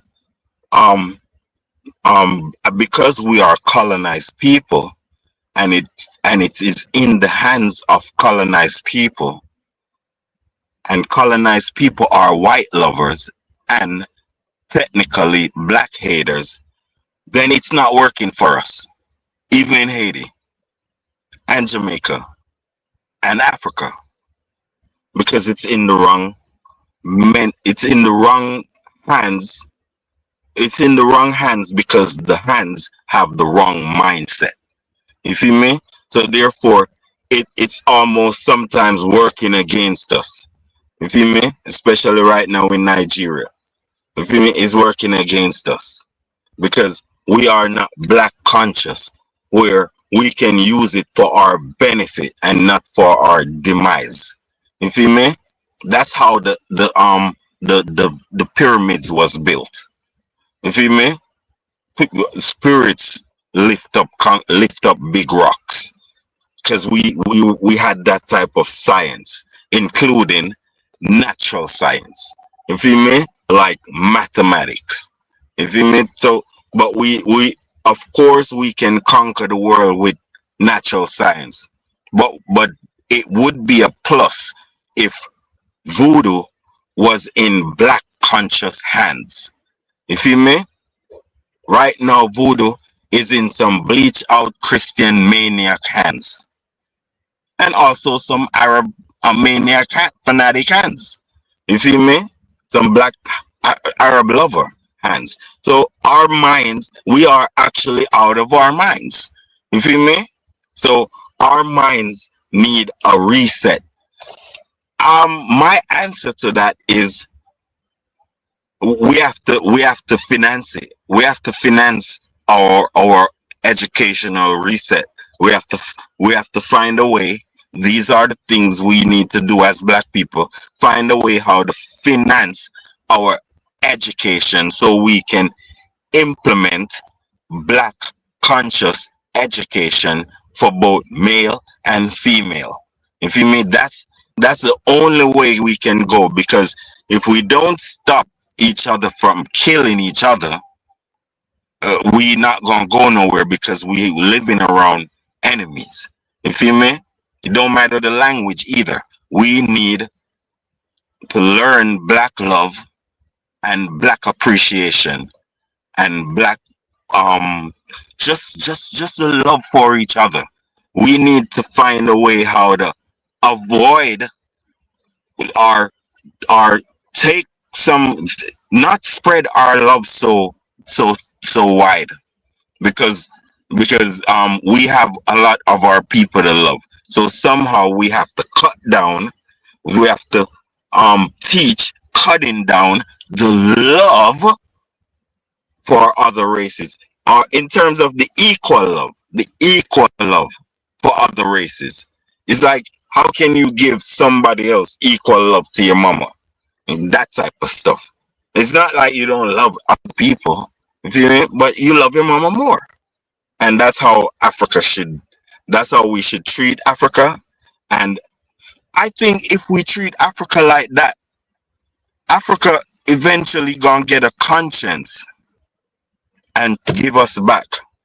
And I notice a trend where Africans are vocalizing the respect for Jamaica because of reggae music and the impact it had on them. So, okay. Appreciate that, man. Provide Trigger says to Buana, nonetheless, the essence or substance of the prompt is still relevant to the matter of, y'all know the word, it's too late for me right now, sovereignty. Fundamentally, the point of the prompt is that our revolution, I'm sorry, I lost the thing, is that our revolution still needs to be epistemic. Your points are well taken, though. So before you guys leave tonight, man, like I said, this is the last prompt for tonight. I'd like to get you guys' shout outs for this week. Those of you who are still here. So let's quickly do. I think Jackador may have left already. I'm not certain. I'm still here. No. All right. Jack, give your shout out for the week for me, please. Yeah, man. First, happy Independence Day to Nigeria. I know that they, it's Nigeria, so they got a lot going on. But happy Independence Day. You look around the world, a lot of doctors, a lot of engineers, man, a lot of individuals in the STEM field are either Nigerian or of Nigerian descent. And then even in your sports, especially your American sports, there was like a recent study that showed, man, I'm not going to give a number, but there was a good statistic on current and former Nigerian or Nigerian descent players in the NFL. So that's pretty proud. Second one, this is not a shout out, but more of like a rest in peace. There was an there was a collegiate player for LSU that took his own life earlier this year. And who knows why he took his life, but a lot of it points to is that when he was driving his vehicle, there was an accident that happened on his path, but he wasn't the cause. But police in Louisiana were trying to frame him and setting him up for homicide charges, vehicular homicide to be specific. So he took his life, but video evidence by his lawyer was just released, and it would have exonerated him. Had even there would have been had even he had been proven guilty in the court of law, there would have been a mistrial. Why this is important, why I bring this up, is because here's a statistic for those that don't know.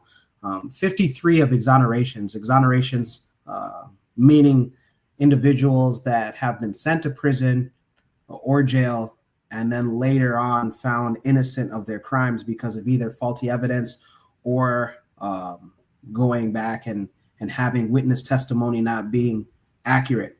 53% of exonerations in the United States are of Black inmates. 53%. 53% of the time that inmates getting out because they are proven to be innocent of the crimes that put them in prison are of Black men. And really, really sad to see. It's something that we here at the Empowerment Network, for those that don't know, I'm out of Omaha, Nebraska, and I'm on behalf of the Empowerment Network. And it's one of the things that we continue to work hard on. We got the mayor, the first Black mayor of Omaha elected this year into office, a former police officer himself, but from North Omaha. And these are the things that when others that are outside the United States want to look at and see on how the Black community is doing, how they're faring, we're trying each and every day. So last shout out being the Empowerment Network. If you're watching on the screen, it's what you see. And then for those that are just listening, visit www.empoweromaha.com. Appreciate that, Jackadero. With that said, me from Black Steel. What would you like to shout out this week? Well, Jackadero actually did kind of steal what I was going to mention. He stole mine. Yeah, I definitely was going to mention that. But shout out to my Black people in Chicago, going through ICE raids. Shout out. So basically, the president has basically had a military force basically in many majority Black cities in the United States. So New Orleans, DC, Baltimore, so on and so forth. Black people were either going to have to become guerrillas or refugees pretty soon. So that's all I got to say. Thanks. Appreciate that, Black Steel. Julius, what would you like to shout out this week? I wanted to shout out this. I want to shout out this lady. She's like a mother. I forgot. I was trying to see her name on Instagram, but this Haitian lady, she's like she's teaching Haitian to people, but it's like PBS, how they do it. They used to do it with the puppets, and it's like, and she's just a mother, and she's trying to teach all her kids, and it's like that's the spirit we need to be into. Like she's teaching. I forgot. I was looking for it to give her a shout out, but she's like a mother of 3, and she's doing these little short videos and having her kids say the words in English and then in Haitian.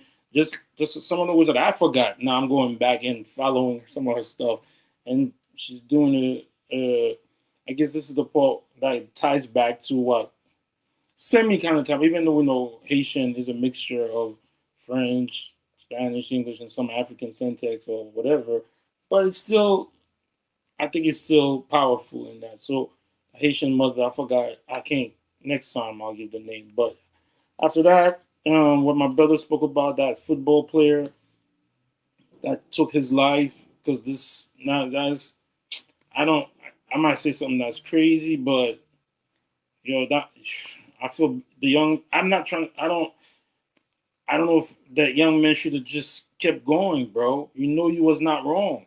And then when you see the video, the young man's lawyer put, how did you, this is crazy.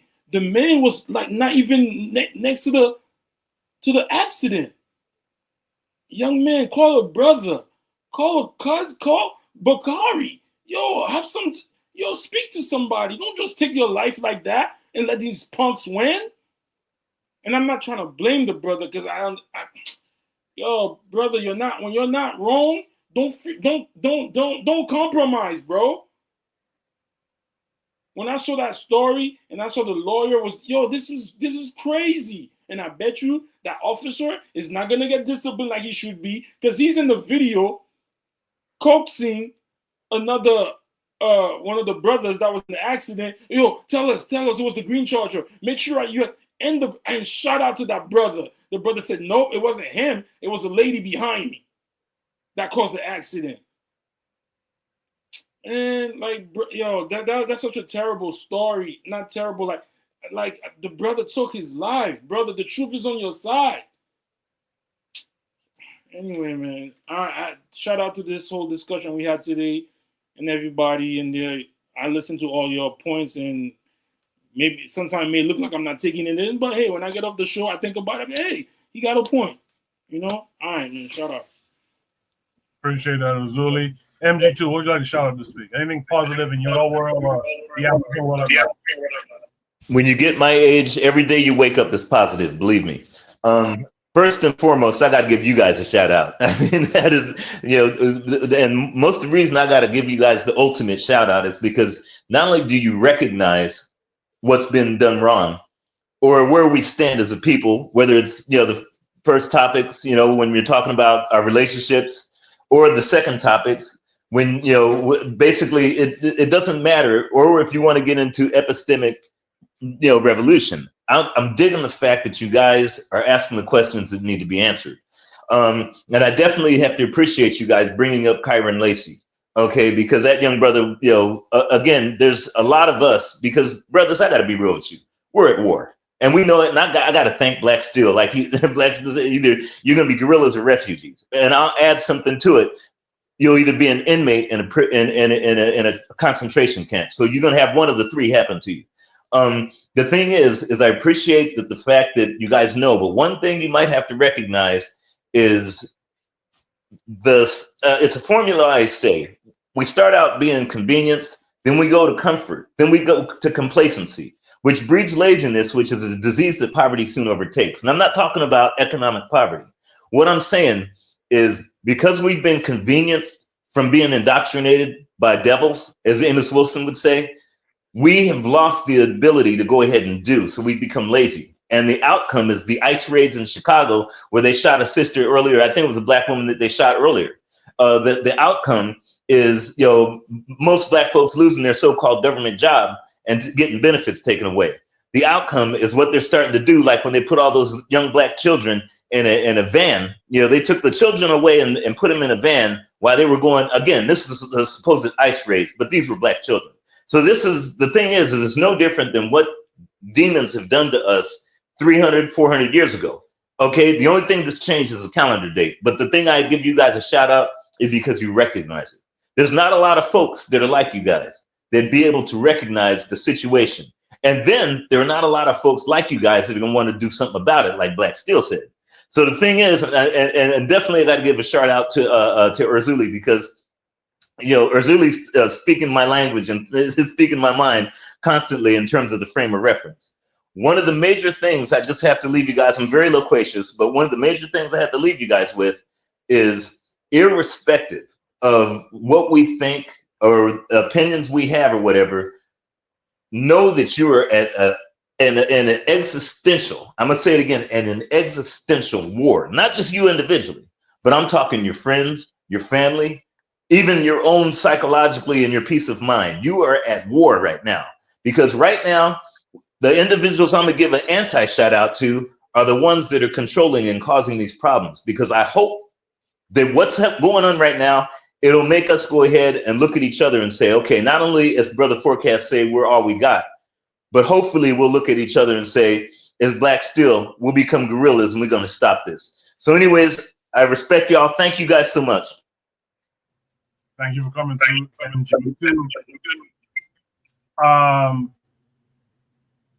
Trigger Happy says, shout out to Neferkari Dessalines on his new series. I think he covered the LSU player. But Bakari says, shout out to me for hosting. Shout out to the panel and the chat. I echo that. In fact, my shout out is to Brother Bakari, who keeps me informed. He told me about ICE killing a Black woman in Chicago today. I spoke to him earlier. He put me on. So shout out to Brother Bakari.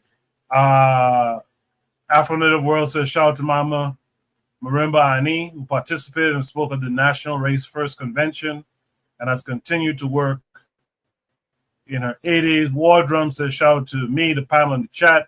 Shout out to the ancestors and the Neteru. With that said, Joseph, what would you like to shout out this week? Yeah, I had a lot of time, and I'm digging in my dome.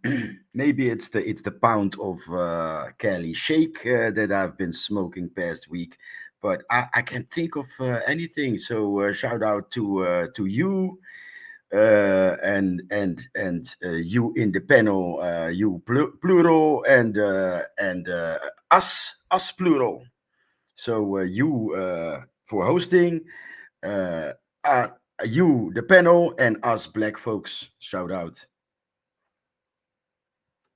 Appreciate you, Jose. Buana, last but not least, what would you like to shout out this week? Yes, sir. Yes, sir. So I have a lot of shout outs. So first of all, shout out to Jackadero. Jackadero, I know you're going to a birthday party tonight. Please tell Bud Crawford happy birthday. Happy birthday. But it was his birthday last week. All right, real quick, not to interrupt you, Buana, but also Bud, if those that didn't see the news, the night of his birthday, he was actually pulled over and held at gunpoint for having a legally owned firearm in his vehicle. Luckily for all of us, for fans of Bud and for the state of Nebraska, he didn't get shot. But again, this is things that us at the Empowerment Network, we're working diligently on. Yeah, so shout out to Erzuli as well. He had a good time tonight trolling me.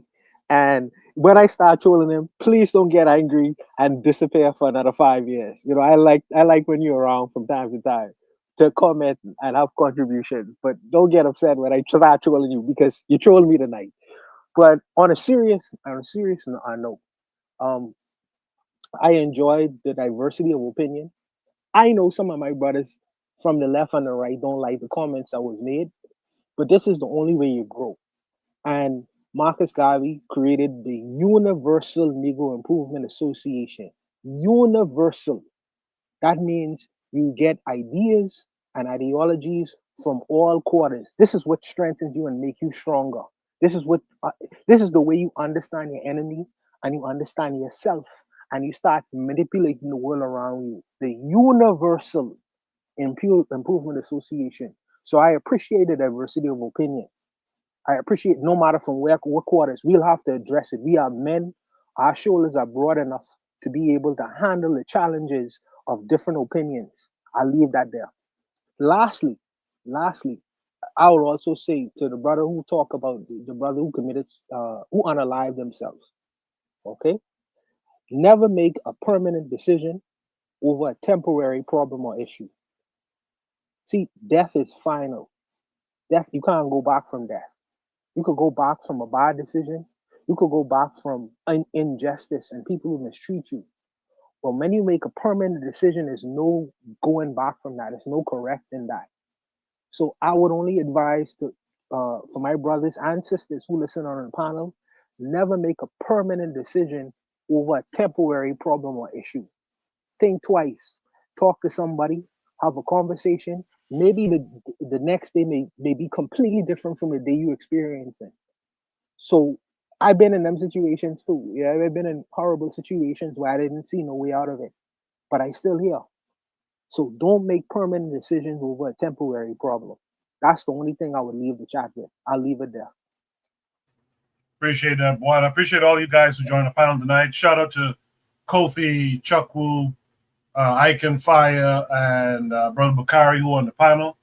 My personal shout out is to fair, balanced, nuanced critique and conversation. And I'll leave it there. We need to do that more often. Have fair, balanced, and nuanced conversations. I hope that next week we can have a kind of a better conversation with the topics that will be coming next week. In the meantime, you guys be good, though. Check out all the shows on KWAZ Radio. Check out all the panelists who have shows as well, like MG2. Until then, though, you guys be good.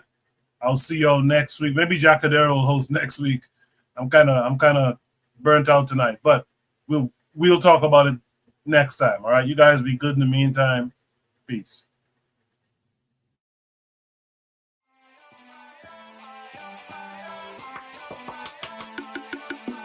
Thanks for listening to the Bitter Medicine Podcast with your host, Koku. If you like what you just heard, we hope you pass along our web address, bittermedicineblogs.com, to your friends and colleagues, and share our show to all your social media. Be sure to check out our archive section on our website for previous podcasts. This has been a KWAZ radio production. Join us next time for another session of the Bitter Medicine Podcast. Follow us on Facebook at Bitter Medicine Show, Twitter, Bitter Meds, Tumblr, Bitter Meds, Instagram, Bitter Medicine.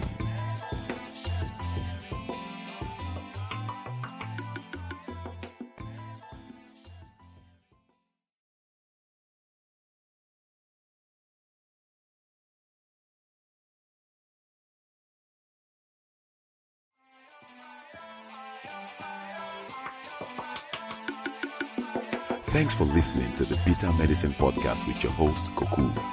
If you like what you just heard, we hope you pass along our web address, bittermedicineblogs.com, to your friends and colleagues, and share our show to all your social media. Be sure to check out our archive section on our website for previous podcasts. This has been a KWAZ radio production. Join us next time for another session of the Bitter Medicine Podcast. Follow us on Facebook at Bitter Medicine Show, Twitter, Bitter Meds, Tumblr, Bitter Meds, Instagram, Bitter Medicine.